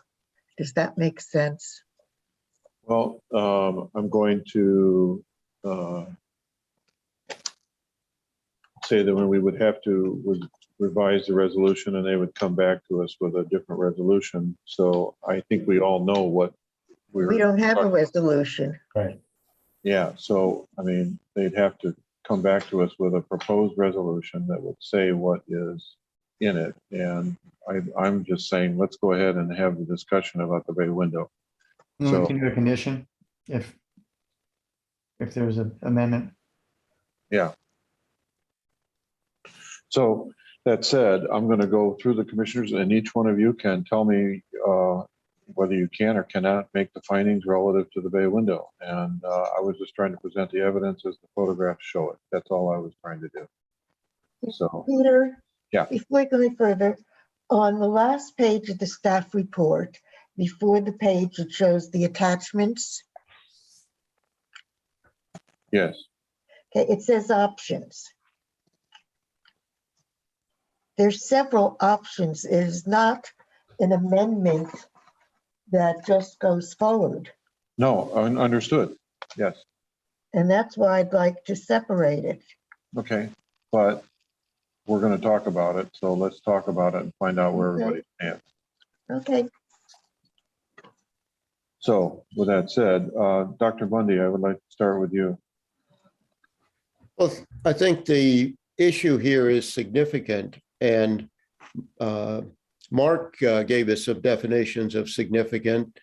And when we approved this originally, I think all of us were concerned that there were some significant impacts on views from the Stolmans, that the original proposal with the higher ridgeline did seem to have a significant impact, and 3 voted to approve it with the ridge lines dropped 1 foot and the other ridge line dropped 6 inches. 2 of us felt that it was still significant and did not vote to approve that. I would like to try to review what is our definition of significant. It's always been somewhat subjective. And while I understand that Mark and Christine, feel that they've given up a lot already in losing their ridge lines, and that this is, just sort of the last straw, I think, from the standpoint of how they're being impacted. Martha, can you give us a definition of significant that we should try to use in relationship to this bay window? I mean, the code does not include a definition of significance. There is subjectivity that is involved when the commission evaluates what a significant and adverse impact is. So Adam, if you have anything you want to add to that, or I think that's great. I mean, yeah, it's really a subjective determination based on the information that is before the commissioners and whether they believe that the impact is significant or not. And so it really is a evaluation on a case-by-case basis of the information that is before you. So just to read for the record, as it says in the staff report, The guiding principles of the general plan state that the evaluation and analysis of new or expansion projects must balance the needs of the homeowner with potential neighborhood impacts affecting views, sunlight, privacy, and safety. So that's a pretty clear statement of what the guiding principle of is significant. And then you each have to decide what that says to you. Peter, in a staff report that Adam wrote for the town council, the meeting date was March 2nd, 2020. In that report, he laid out the different levels or priorities of what a view means. And I found them very instructive. Maybe Adam, do you remember what you wrote? Well, sorry, I think we've had some, important discussions related to views. I thought we were actually discussing privacy in this discussion of the bay window, Commissioner Bundy, but let me know if I'm mistaken. I had understood it to be views and privacy. Well, it is, but you can separate them out, and they're very different things potentially, depending on how privacy and views are two different matters. Potentially, they could be the same theoretically, but you'd have to make that connection, and typically we view these as privacy, typically looking down or looking into somebody else's private property, whereas views are more construction that impacts sort of a view of a feature. Typically in Corte Madera, it's a natural feature that is deemed valuable to the person making the complaint. And I would note that, I know this is, there was some public comment about the burden being on sort of a complainant, and this is a challenge, I think, with both views and privacy. A lot of these, determining whether something will significantly affect views or privacy, sometimes we're not going to know that unless actually the adjacent or whoever, another property owner tells us that is actually, it is a problem for them, because we're not going into everybody's homes, we're not going into everybody's private property. And so, unfortunately, sometimes we do rely on neighbors having to inform commissioners, staff, that they have a problem once story poles go up or other information is shared, that it is impacting privacy and or views. And so anyways, that was just more of a sidebar, but I thought it was relevant given some of the public comment that was provided. Okay, so thank you, Adam. Dr. Bundy, you're going to have to work with what you've been given there relative to the definition of. And I would, just one more comment, Commissioner Bundy. I think we, just to clarify that the ridge lines and the roof heights that were determined and sort of were required by the commission as part of the last decision were verified, that those met the requirement of the reduction in heights. So tonight we're really the last one on the list. The commission has sort of gone methodically through this list. Is really the bay window is the change to the previous project that is under consideration right now. Okay. That being said, in trying to look at the whole project here, it was interesting to go back knowing that, the issues were the ridge line before that led to the 3-2 vote. And, I do feel that the Stolmans have lost something. I would have liked to have seen the ridge line lowered, another foot. Also, don't feel that the Gerbers are manipulative or schemers. Now if he was a contractor and this is the fourth house he was going to flip and he'd done this 3 times before, I might feel differently. And also know that the Stolmans, aren't bad people, that they are impacted. They feel this is significant. They're really bothered by this, and they're going to, have this to deal with. The overall sense of what was done with the house, and I think designing is hard, planning is hard, building is hard, working with contractors is hard. And I think as Steve Stein said, the contractor and the architect, might have weighed in and suggested this being done. And Chad is a good enough person. He didn't try to throw them under the bus in regard to this. I think the changes that have been made, the hardy plank all around, the changes in the roof line over the dining room, I never understood that upslope, the things that have been done, the skylights in the bathroom. I think all of these things that have been done to create an actual better design, a more holistic design, and something that's going to work really well for them.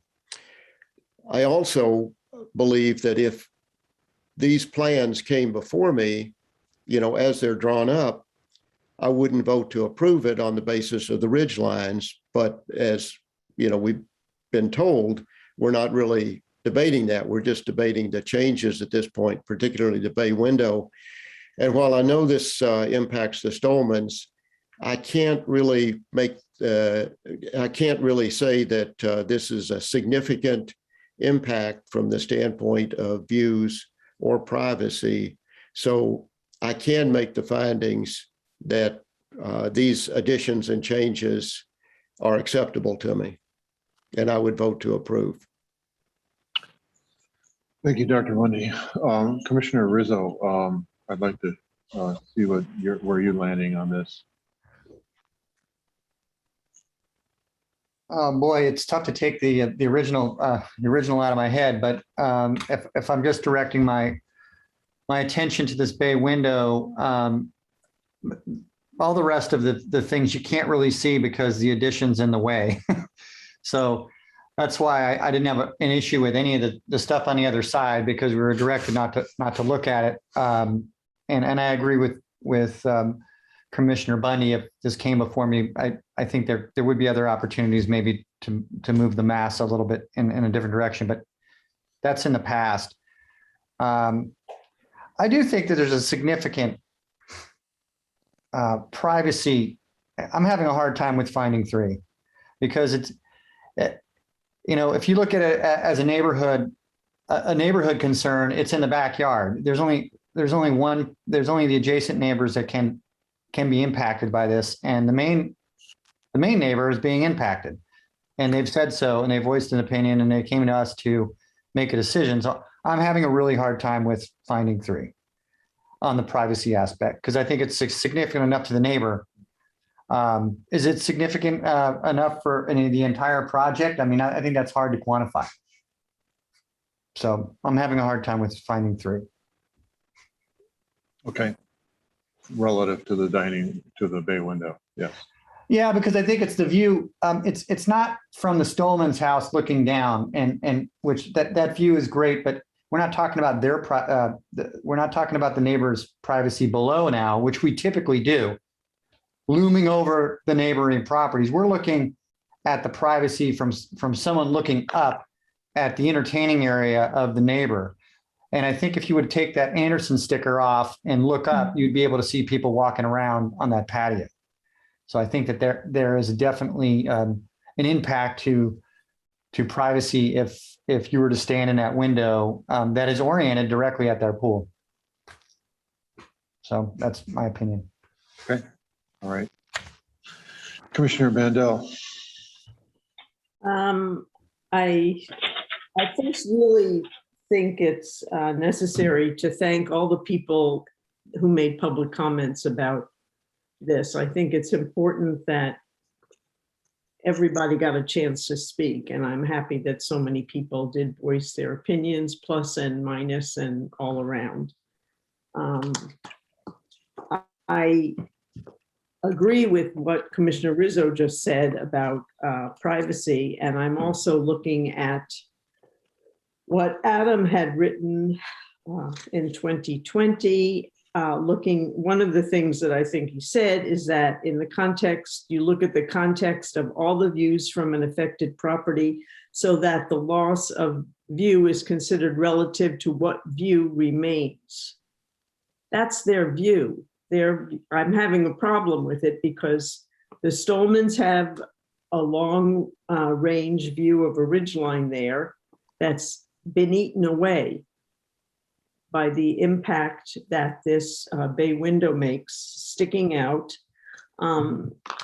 Although they've said that, well, the chimney stuck out as much, or not quite as much, but somewhat also. The chimney was further away. This is almost right up against their fence line. And I think it is significant, and I think it's a detriment to the view that they have left. And I think it's I couldn't make the finding on number 3. Okay, thank you, Margaret. Commissioner Metcalf. Yes. No one has mentioned finding 1, so I shall. I cannot make the findings for the bay window. First off, on finding 1, which reads, the project conforms with the general plan, any applicable specific area or community plan, master sign plan, and all provisions of the zoning ordinance. And in reading this, under the general plan policy LU-2.8, my reasons are 5.3 residential design guiding principles, quote, the evaluation and analysis of new or expansion projects must balance the needs of the homeowner with the potential neighborhood impacts affecting views, sunlight, privacy, and safety. 5.6, goals, policies and implementation programs for community design, policy CD-2.4, quote, limiting the impact of the second story on short and long range views, and policy CD 2.5, quote, a view is a scene from a residence and or its active use area, such as a yard or deck, and includes both upslope and downslope scenes. Under the zoning ordinance, my reasons are 18.30.010, purpose of design review. Number 3, to ensure that the location and configuration of structures do not necessarily block scenic views from other buildings. And 18.30.070, required findings. The project will not significantly and adversely affect the views, sunlight, or privacy of any nearby residences. Finding 3, I also cannot make, and that is the project will not significantly or adversely affect the views, sunlight, or privacy of any nearby residences, will provide adequate buffering between residential and non-residential uses, which doesn't apply here, and otherwise is in the best interest of the public health, safety, and general welfare. So I cannot make 1 and 3 when it comes to the bay window. Okay. All right. For my part, I have a lot of years in working on remodels and new business, new buildings, and I don't think I've ever seen a project proceed without changes that occur during the process. So I think that's something that's inherent to the process, that changes are expected. I think it's too bad that we're at a point where the neighbors are not happy with each other to the point that there's vitriol and resentment and all of those things that just don't belong in a neighborhood. And I wish we could just make it all go away, but that's not going to happen. So, and I do want to point out that to the commenters who said that if we approve this, that somehow that's going to open the floodgates for other people to do so. And I disagree. We take these things one case at a time. And if somebody came before us in the future, it would be one case at a time. And we'd have to judge it on its merits. For my part, I I really think that the bay window does not intrude that significantly on the privacy and sunlight, not nearly as much as the two windows that are right outside their fence. And I would, say that if we had such a concern, we could ask them to fix those casement windows rather than to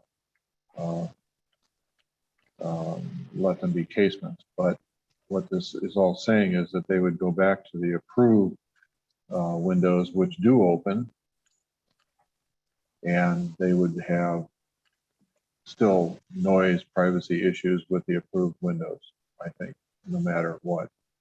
I don't think there's a visible privacy issue, but I think that what I'm hearing here is that we have a split wherein I'm in the minority here.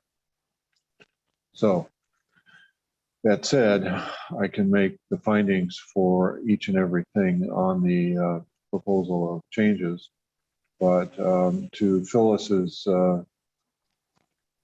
point, I think that we now would direct staff to move forward with a resolution echoing what we've just come to, what would appear to be a 3-2 split on this.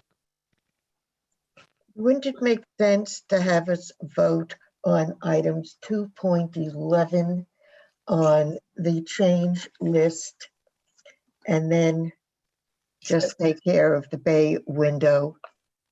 I think it's I mean, you don't clear want that a motion could be made that the permit amendment and everything in it related to the changes that have been made, findings could be made for everything but the bay window for the reasons stated by the commissioners. And I mean, noting, and we could note for the record that that potentially could be a split vote, but we could note that it's really, the split is related to specifically the bay window item of the permit amendment, not the rest of the items that we've covered tonight. So we can make that clear in the same resolution. I don't think we need to have two separate resolutions created for that. But as Peter said, if the resolution was based on all of the changes, it is a 2-3 split and nothing passes. And that isn't what I am hearing from the other commissioners. No, we would ask that the staff prepare a resolution that would echo this. I see what Commissioner Metcalf, I hear what you're saying. I mean, I think what we would do, and if you want to jump in, but we could write a resolution approving the permit amendment with respect to items essentially 2 through 11, yeah, and not, not approving the other change, and note that it was 3-2 on that, basically. What I've done in the past is have a resolution approving in part and denying in part a particular application, and the recitals would document that although all 5 commissioners could make the findings with respect to the following changes, 3 of the 5 could not with respect to. And all of the commissioners could then agree that this was the outcome of the hearing. So they could all vote to adopt the resolution because it would accurately reflect everybody's outcome. And doing it that way, it is understood that the application for the bay window fails. Yes, Correct. that's the denied in part. Is denied. Okay, fine. Okay. We'll leave it to Ann to write it. We would like a motion for that direction. That would Okay. Yes, please. So Adam and Ann just clearly explained that, so that I'm not going to try to repeat it, but that we have a motion to approve items 2 through 11, and a motion in part to approve items 2 through 11, and a motion in part to deny item 1. Okay.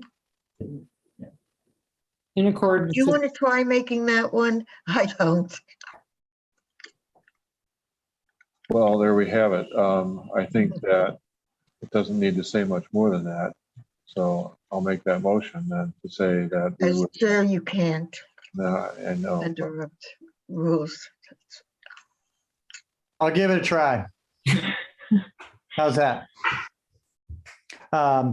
Make a motion to a permanent amendment application PL 21-0084 for the modifications to a previously approved design review application at 78 Granada Drive to improve in part items 2 through 11 and to not approve in part. Is it item 1? Item 1. Item 1. Does that sound correct? Is it in part for item 1? To deny in part. And do you want to speak? I would say that you are, it's a resolution to approve in part the application, deny in part and deny the part of the application that pertains to the bay window. And directing staff to Come back with an appropriate resolution return with a documenting. resolution for commissioner's consideration. Yes. I'll second that. Exactly what I said. Thank you.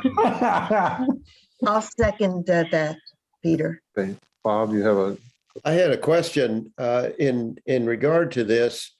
Are we going to end up voting on two different things where I can certainly go and approve, all of the other amendments, and I would also approve the bay window. And so we have a 3-2 vote on the bay window, but a 5-0 vote on everything else. Is that what we're looking at? A 2-3 on the bay window. yeah, Phyllis is correct on that, but it'll be documented in the resolution before us when it comes back. I guess I would also like to, think about this issue of significant in the past. I think when I was looking at this bay window issue, I was thinking of the home on Windward that was a major renovation, and the neighbor who had a patio area in their upper backyard for views of the bay. And we kept going back and forth with the developer on the house as to where that back wall would be so that it would not have a significant, impact on their views of the bay and sort of distant hills.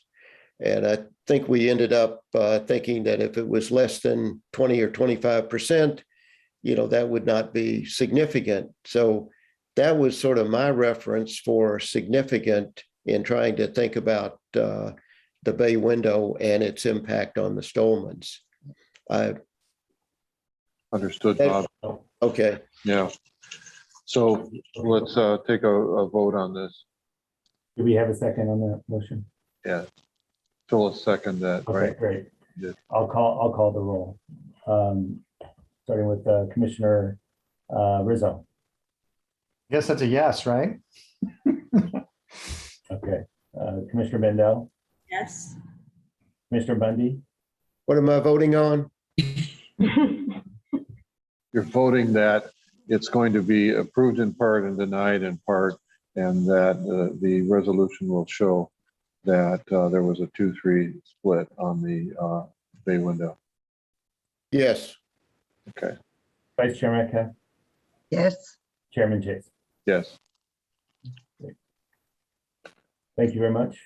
All right. Thank you to everyone who attended this part of the meeting and voiced their opinions. I appreciate that. It's part of democracy. So we'll take a 10-minute break and we'll be back. Okay, so here we are. We're all back, right? Everybody's here.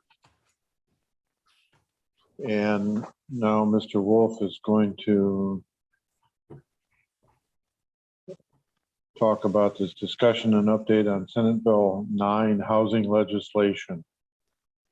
This is a business item. He's going to read the entire bill. So No, he isn't. He would do that to us. No, I will not, I promise.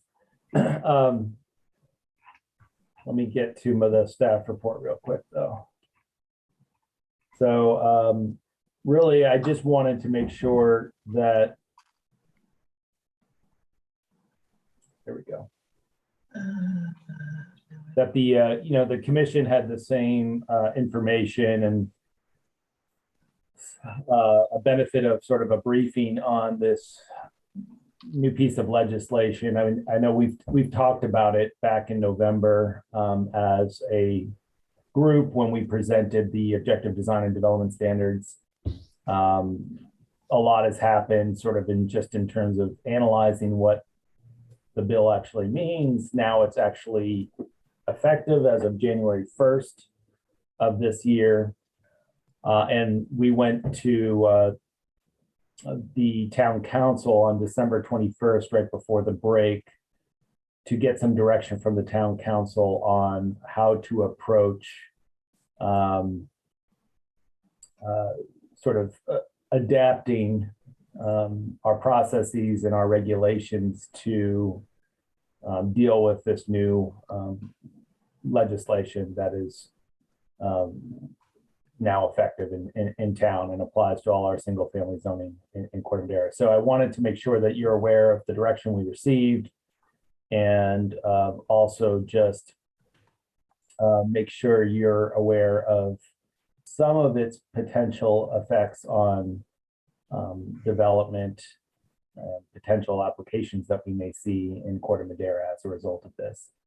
So let me see, hopefully, are you still in full screen share mode? You can still see the presentation? Mm-hmm. Okay. I'm going to assume that if I do this, you're now seeing the second slide. Sorry, I'm just trying to. It's not in slideshow mode, if that matters. Well, it's so weird. Still not. But we're seeing the second one. Yeah, it's so strange. All right, 1 second. Let me just try it real quick again.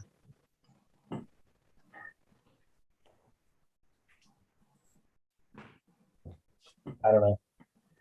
Not able to do it. So we'll keep it like this. I mean, for whatever reason, just so you know, I'm pressing slide share, like the slide presentation mode, and it's showing up on my second screen, but it's not sharing that screen for some reason. It's sharing my notes page or whatever. But so I'm going to go over this really quickly, just very basics. Senate Bill 9. It requires that the town ministerially approve, so no design review, no discretionary review, of a 2-unit housing development, which means 2 homes on a single family residential parcel. And it requires ministerial approval of what's called an urban lot split, a one-time subdivision of an existing single family residential parcel into 2 parcels.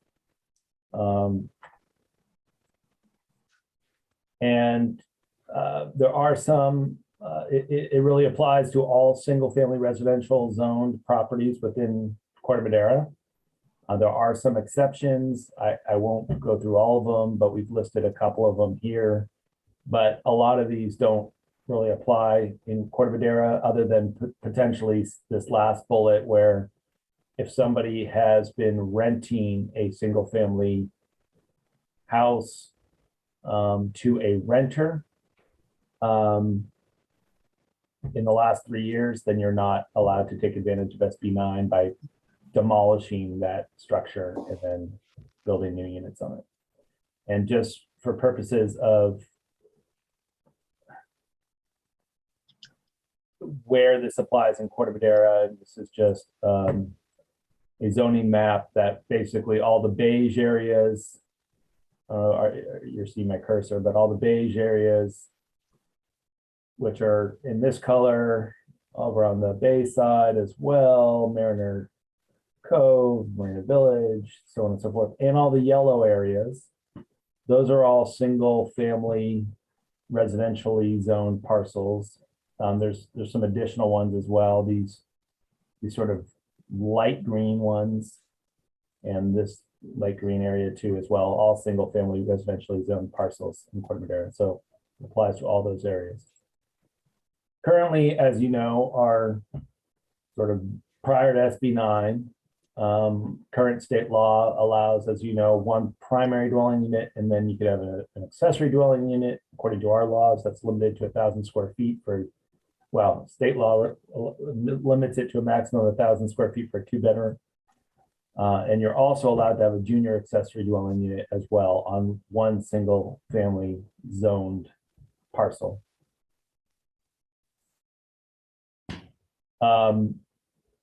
So under SB 9, there's sort of two provisions, two sections of SB 9. One, just let's say you're not subdividing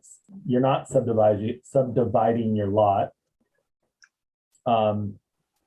You can build up to 2 units on your existing single family lot. It says that each have to be a minimum, it has to allow for at least a minimum size for each of those units of 800 square feet. And they could be within the rear and side setbacks similar to accessory dwelling unit law. So one thing to note that there's still some debate and question about whether SB 9 allows, if you have a single family home, whether you can actually add 2 additional units under this law to your parcel without subdividing. So a total of 3. And in some cases, let's say you have a single family, let's say you have a primary house on your single family lot, you have an ADU as well.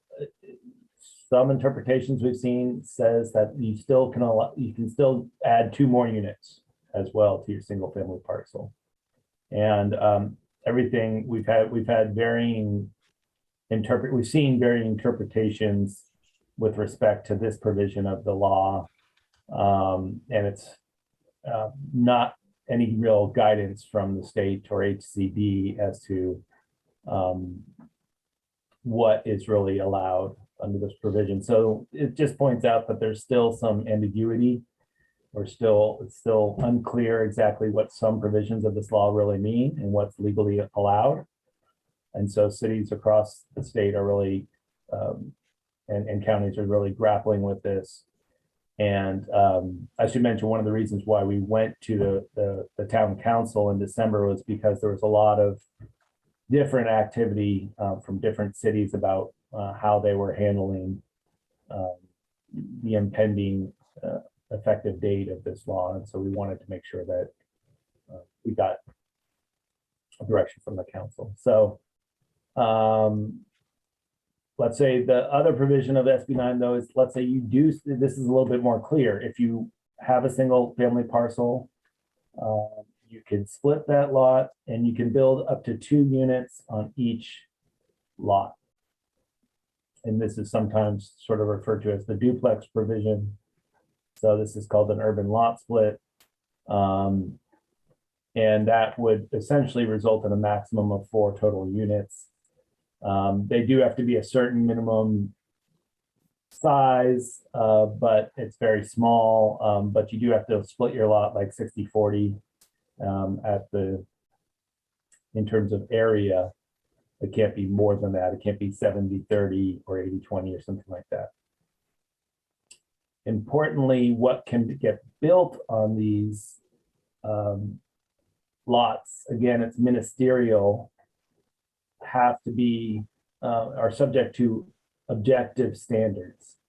And this is what we had talked about when we did the objective design and development standards, and we applied the T3 edge zone to development that would occur under SB 9. And so we anticipated that. That actually went into effect last Friday. So now anything, if somebody wants to take advantage of SB 9, they're going to be required to build pursuant to our toolkit, the T3 edge zone objective standards. But currently that doesn't limit sort of the square footage of each of those, of any of those structures, and so on. And the law does say that if the objective standards have the effect of physically precluding the development of 2 units of at least 800 square feet on each property, then you cannot apply those objective standards. And to me, that there's going to be some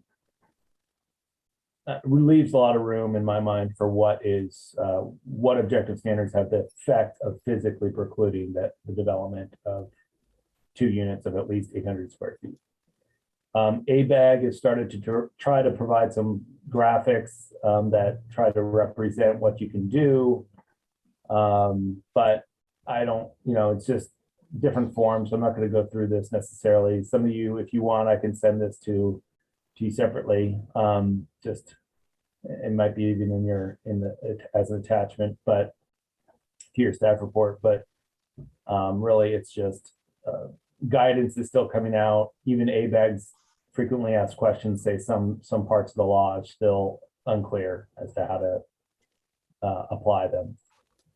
And here's our T3 Edge neighborhood zone standards that we adopted and are now effective for the SB9 projects. That's also an attachment in detail to your staff report.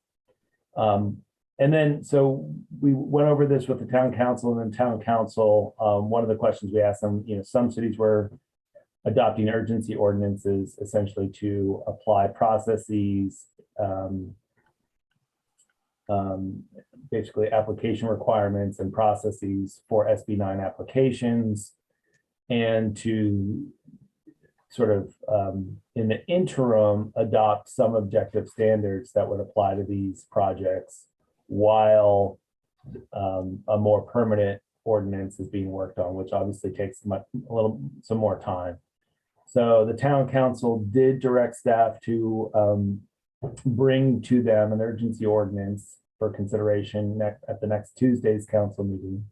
So we will be doing so, and some of the things that we will be likely bringing to them relate to maybe some objective standards related to maximum unit size in terms of square footage for each of those units that could be built.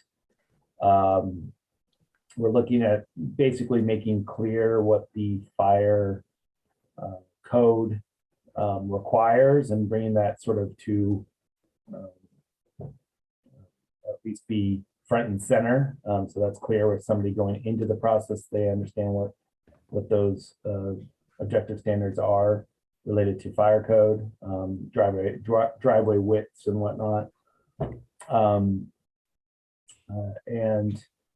And some other height standards will likely include, rather than just going with the T3 Edge neighborhood zone, you can see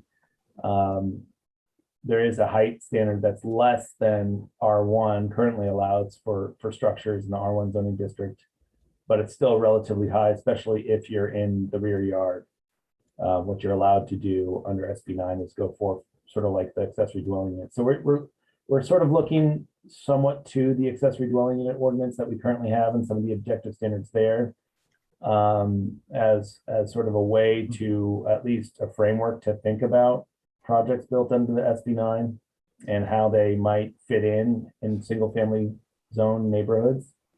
But certainly there's a balance between putting in legitimate objective standards that are intended to allow for the development of these units under SB9 in keeping with sort of the sort of a duplex or a house scale type of development pattern, and going too far and putting in place objective standards that really have the effect of precluding SB9 from being utilized at all. And some of that we've seen, there's been a lot written about where that line is, and time will tell exactly sort of what has the effective effectively precludes SB9 from being used from an objective standing standpoint. So that's really what I wanted to present and let you know that we are going to be putting in, going to the council next Tuesday with an urgency ordinance. We will likely have some regulations in place that will be able to apply to those, any projects and applications submitted pursuant to SB9. We have received several inquiries from property owners. We know there's actually some, I don't want to say necessarily solicitation of business, but at least certain engineers, companies, and whatnot, sending letters out to residents, telling them that, you know, they can help with this process or developing under SB9 if they so desire. And we have had one application to this point for an urban lot split. So there, you know, it is being talked about. We do expect it to be utilized and in Corte Madera, and we should be expecting this to, I don't want to, you know, it's not incrementally we'll see development of this. I would imagine similar in to what we see with ADUs perhaps. But if the regulations end up being similar to what ADU standards, it becomes sort of, you know, almost similar decision-making processes for homeowners as to which one they want to go with. Anyways, with that, I'm just going to stop there and see if you have questions. But I really just wanted to provide an update to the commission about where things stand with this legislation, given how it's significant it is. So commissioners, Adam has given an introduction there to this item. Does anybody have any questions for Adam on this? Go ahead, Margaret. So Adam, is there any consideration in SB9 about the impact of the need for increased water and the resources for fire safety? Well, I mean, if you put 4 houses in a place that only one previously existed, I have to assume that if 2 people live in each house, maybe more, that's a lot more water being used, and there's a lot more, there's probably a larger issue with a fire hazard. yeah, I think there are provisions that allow for the denial of projects based on certain health and safety, building official making certain health and safety findings.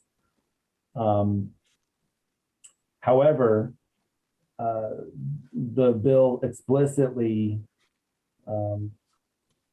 speaks to the fact that being in a high fire hazard severity zone is not sufficient to deny a project as long as it meets the building code requirements associated with building in a high fire hazard severity zone or a WUI zone, which we have in Corte Madera. We have those, and anybody building in those areas has to comply with those. So it essentially does recognize that, but doesn't allow you to deny projects based on being in the fire hazard area.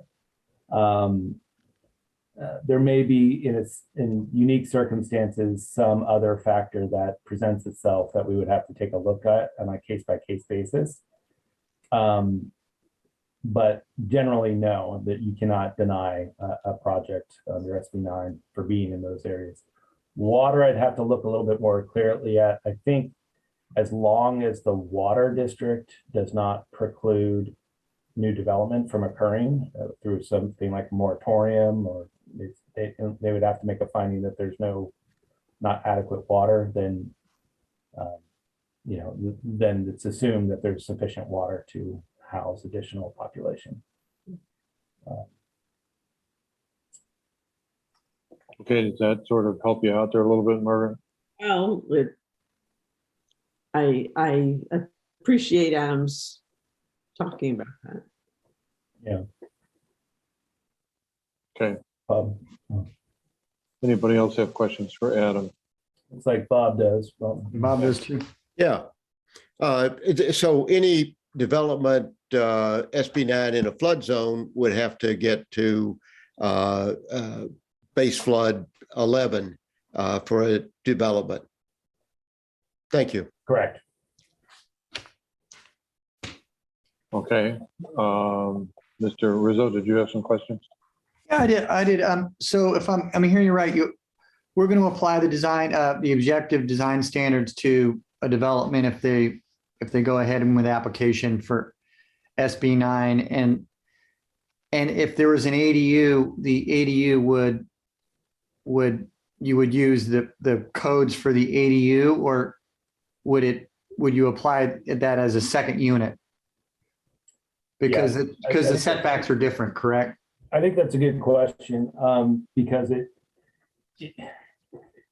almost, we would almost have to ask, are you doing this as an ADU? And there are certain regulations for accessory dwelling units, and they'd have to state that essentially in their application.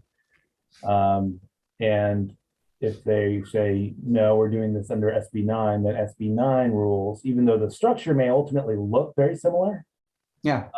SB9 rules could be different than the ADU regulations. Yeah. Yeah. Because the setbacks and were a lot. Yeah, they're different. yeah. Although, and there are some similarities to setbacks. I mean, both ADUs and projects under SB9 are allowed to be within 4 feet of the rear and side property lines.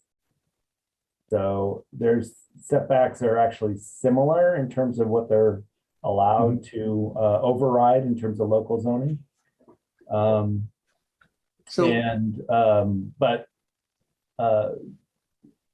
You know, there's ADUs are right now under our ordinance have a max unit size.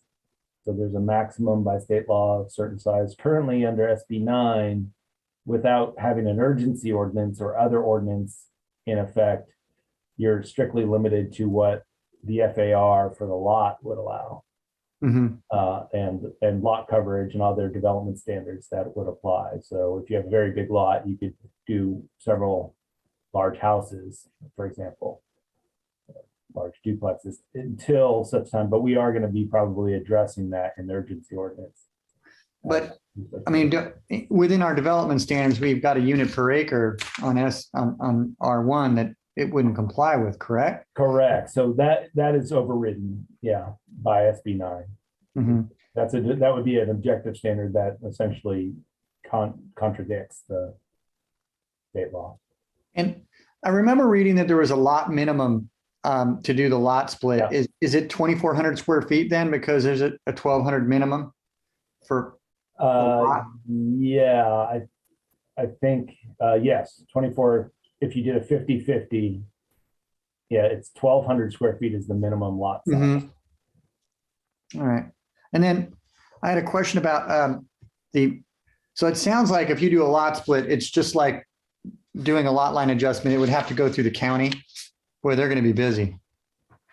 Yeah, ultimately, I mean, it first goes through local and then the recording of the maps, ultimately, that's right. I mean, yeah, and that's why you're seeing letters from surveyors and engineers. Yeah, there's sounds like a little cottage industry brewing. I tell you, I can't get a surveyor right now. I can't imagine how busy they're going to get. Yep. But that's all I have. Thank you. Phyllis, did you have any question for Adam? No, I pretty much know SB9, unfortunately.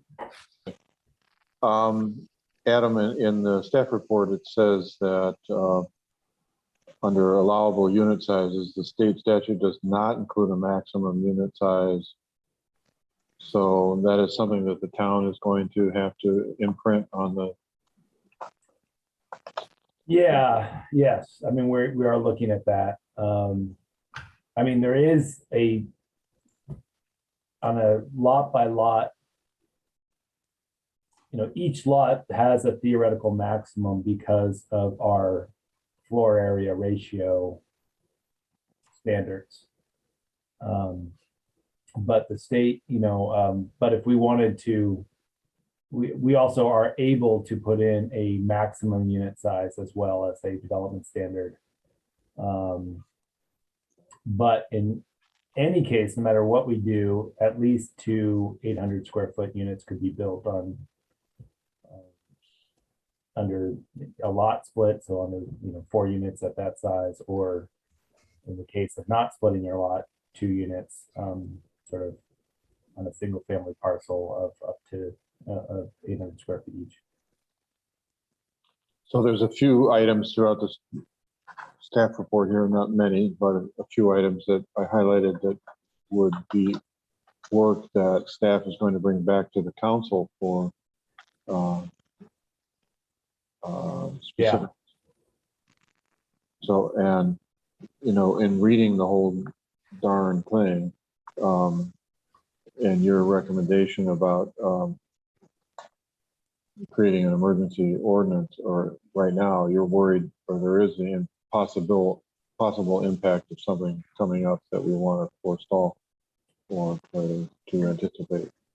Yeah, I mean, I think the reality is that we've had somebody submit an application for a lot split. So that's going to be able to happen regardless of what we do with an urgency ordinance. It's more what is able to get built after you split the lot. And how that development actually occurs, and the process for actually approving the lot split, we want to clarify. So even applications that's submitted now will ultimately be governed by the regulations that are covered by the urgency ordinance. And then further down the road, you'll probably be seeing some of these same regulations come through the regular ordinance process, in essentially in the form of us bringing to the Planning Commission modifications to Title 22, which is the objective design and development standards that was recently adopted, and changing some of the code in Title 22, which is what currently applies to SB9 projects, development standards in SB9 projects. Okay, you have your work cut out for you. Yeah, and then Martha again, and right. So we're working on trying to finalize the staff report tomorrow for the town council meeting next Tuesday. That will have the development standards in there and processes in there as well for these applications. And then we're going to have to work on a more permanent ordinance moving forward, and it'll be interesting to just see how what we see, what people want to do, and what sort of applications we get, and how it how it sort of change, whether or not it changes sort of the decision-making process for single-family homeowners. And essentially and potentially speculators, but we haven't heard from those yet. Okay, Margaret, you're muted. Can I ask another question? Yes, yeah, sure, of course.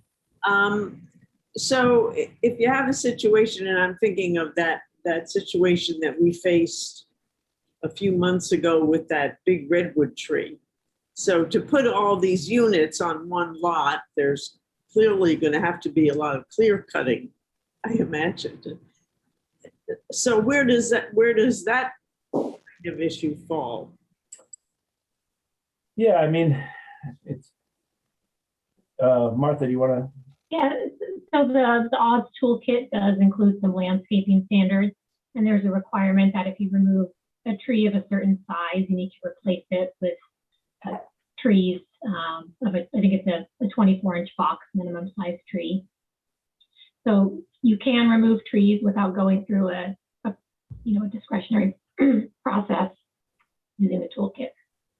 So for instance, I have a very old redwood tree in front of my house, which is, I don't even know how big it is around. It's ancient,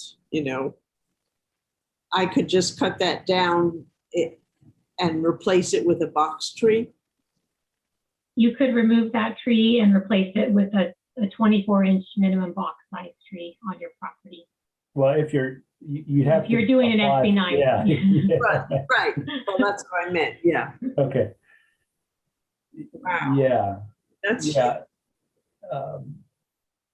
yeah. So it does have some changes, and I think it's something to also be aware of in terms of it creates a little bit of a weird dynamic with here we do discretionary review for any projects, somebody adding 251 square feet a room to their home, but you can get a new house essentially without any design review. So it creates a little bit of a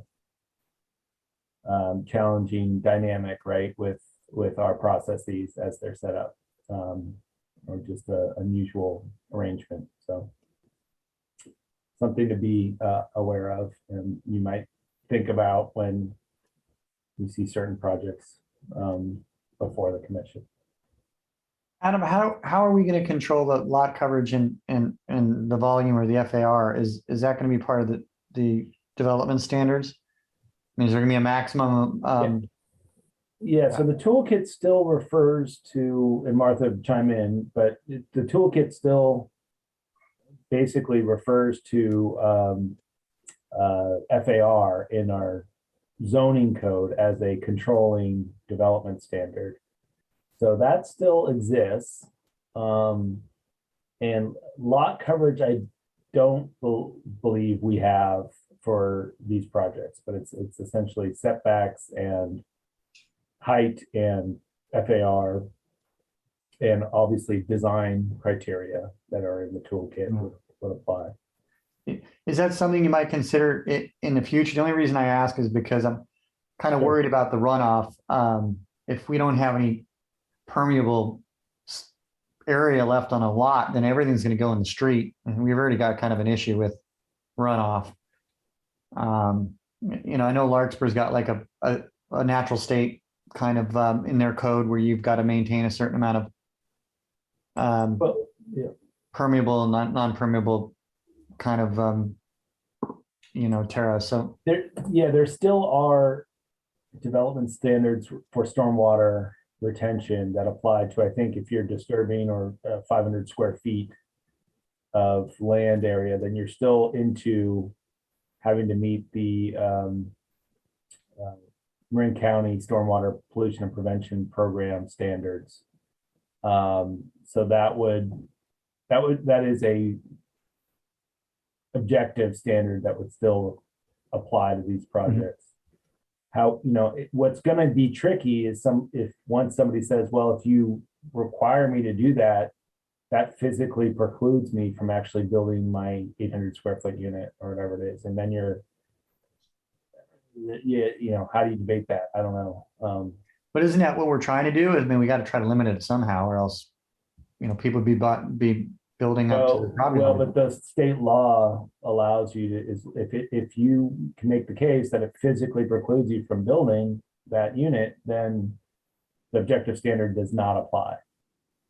You can't apply that objective standard. So same thing for FAR. If you're maxed out on your, you basically want to put two more units in the back of your house, but you're maxed out or currently, you can still do it. You get 2 800 square foot units. It's a free for all. Well, it's different. So we're trying to put some, essentially what we're trying to do is put at least some parameters on it. So it's not entirely, you know, I think the one thing is the state does say 800 square feet is the minimum that has to be allowed. So again, we're talking about similar to ADUs, maybe it's 1,000 or 1,200 square feet per unit is the maximum you could do. And so it doesn't quite become necessarily a free for all. And maybe if you can create the same incentives where if you actually meet the setbacks, then you have a little bit more. If you want to go into and use the 4-foot setback rule, then you are maybe limited to a certain total square footage of the unit, things like that, which can start to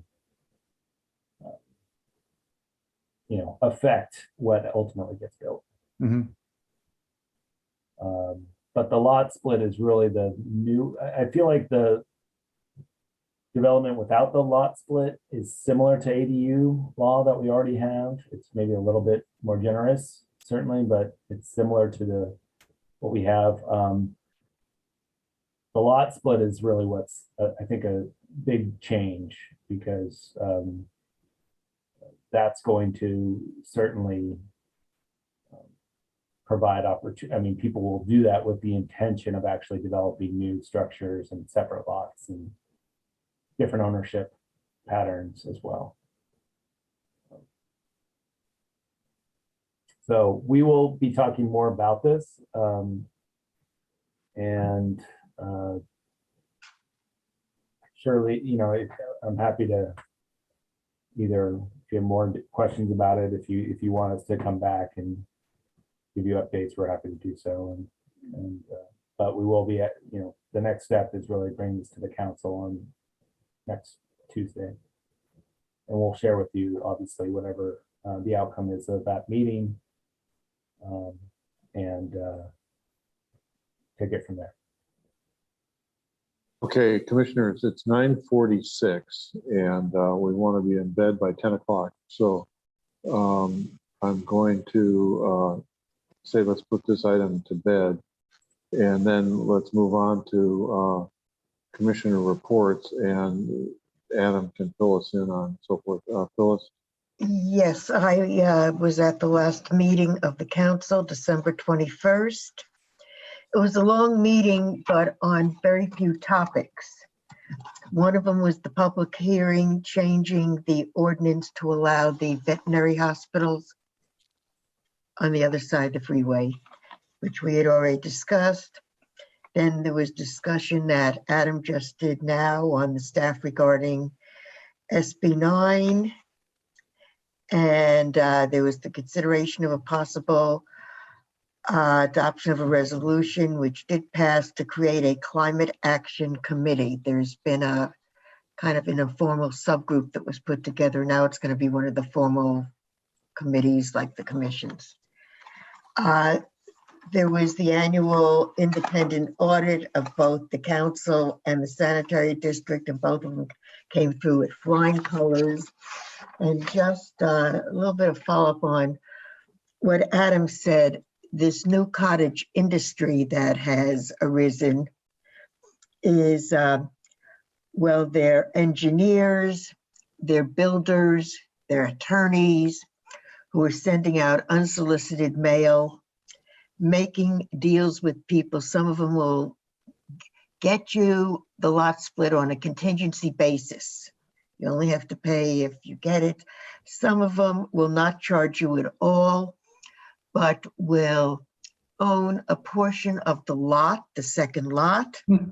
And some of them will, whatever is built upon the lot, they would be a co-owner. So it's something we've got to be careful. Adam told me there've been letters sent to Corte Madera already. It's very bad in Southern California, but starting up here. Oh man, Better Business Bureau, look out. I have the town council meeting before. We didn't have a planning commission. Not much going on there except the reorganization of the town council, and to welcome new mayor Fred. Casilla and Vice Mayor Charles Lee. And then there was a second reading of the adoption for the objective design development standards, which passed. And then we had a few adoptions for compensation schedule in the town and approving revisions to the department head salary as well. Congratulations, Adam. Hopefully you got a little. And there was also an adoption for a pay schedule for CalPERS. So that's all I have on that meeting. It was really quick. Thank you. Adam, you're going to be up tomorrow night again. Yeah, so tomorrow night we have the 4th workshop for the housing element. We're really starting now to pivot and talk about RENA. So to this point, it's been really more, I think it's been a really good discussion about housing issues and needs and potential sites that are suitable for housing. But now we have to sort of marry that with actually distributing and planning for units throughout town on these sites that we talked about, and what might those result in terms of scale of buildings and densities and stuff like that. So laying the groundwork for our essentially rezoning proposals. And so actually it speaks to one of the things we'd like to do, you know, and we don't have to answer it right now, but thinking that it would be beneficial, if the commission agrees, but to have potentially a special meeting to discuss sort of where we end, sort of after we get feedback tomorrow night, sort of our thinking toward where we're going to end with, where we're going to land on some of these rezoning proposals for individual sites in Corte Madera. And I'm looking, I'll just talk as a potential dates here, just so I can start to get you thinking about maybe potential dates that might work for this special meeting. We're hoping that we reserve, again, it's not confirmed that we necessarily do this, but I would like to reserve February, I think it's February 3rd, I believe, which is a Thursday of the first week of February. We have a commission meeting the next Tuesday, but it would strictly be devoted to talking about sort of the like a draft plan for the sites and rezoning those sites to certain housing densities and getting sort of the commission's input, because ultimately those rezoning proposals as part of the housing element adoption process will come back to the commission and then to the town council. Would it be a day meeting or an evening meeting? Probably evening. I mean, I would love a day meeting, but I that's a good question.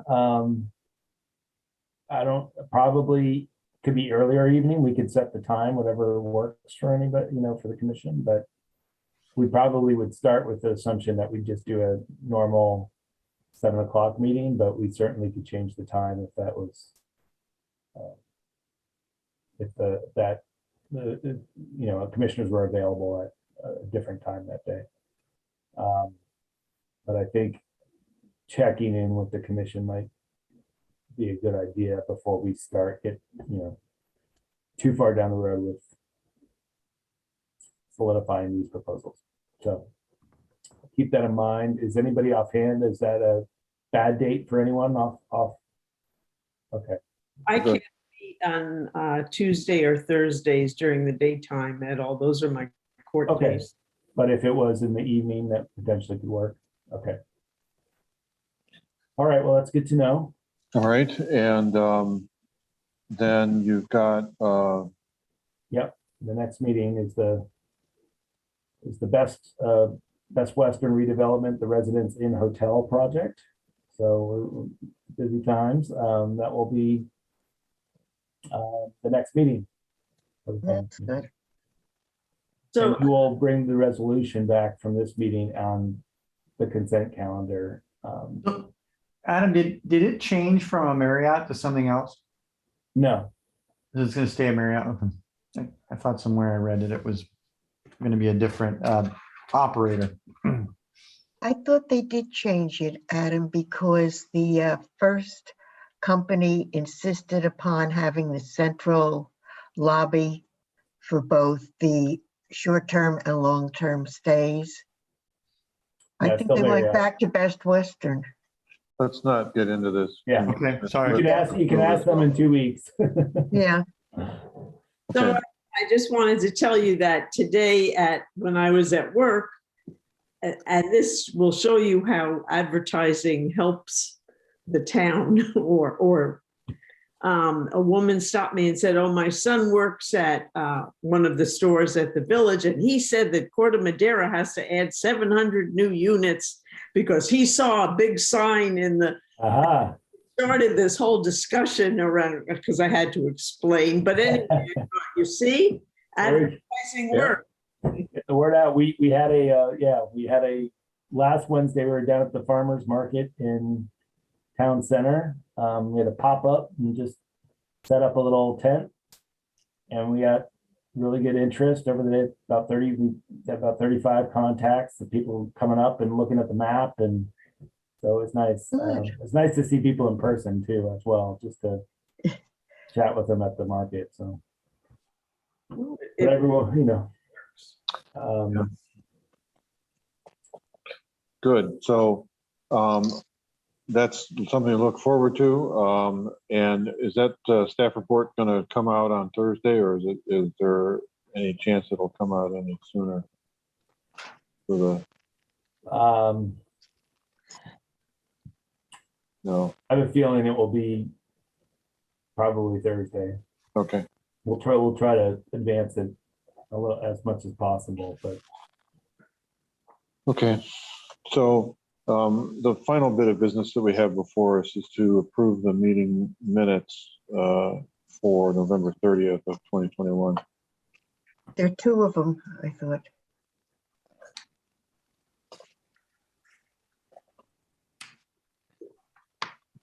Is it just one, Peter, or two? I just have one. Okay, then it's one. I move to approve. Second. Aye. Jeez. Well, we're just under the wire here. So I appreciate everybody's hard work on the subject property tonight. That was a lot to get through.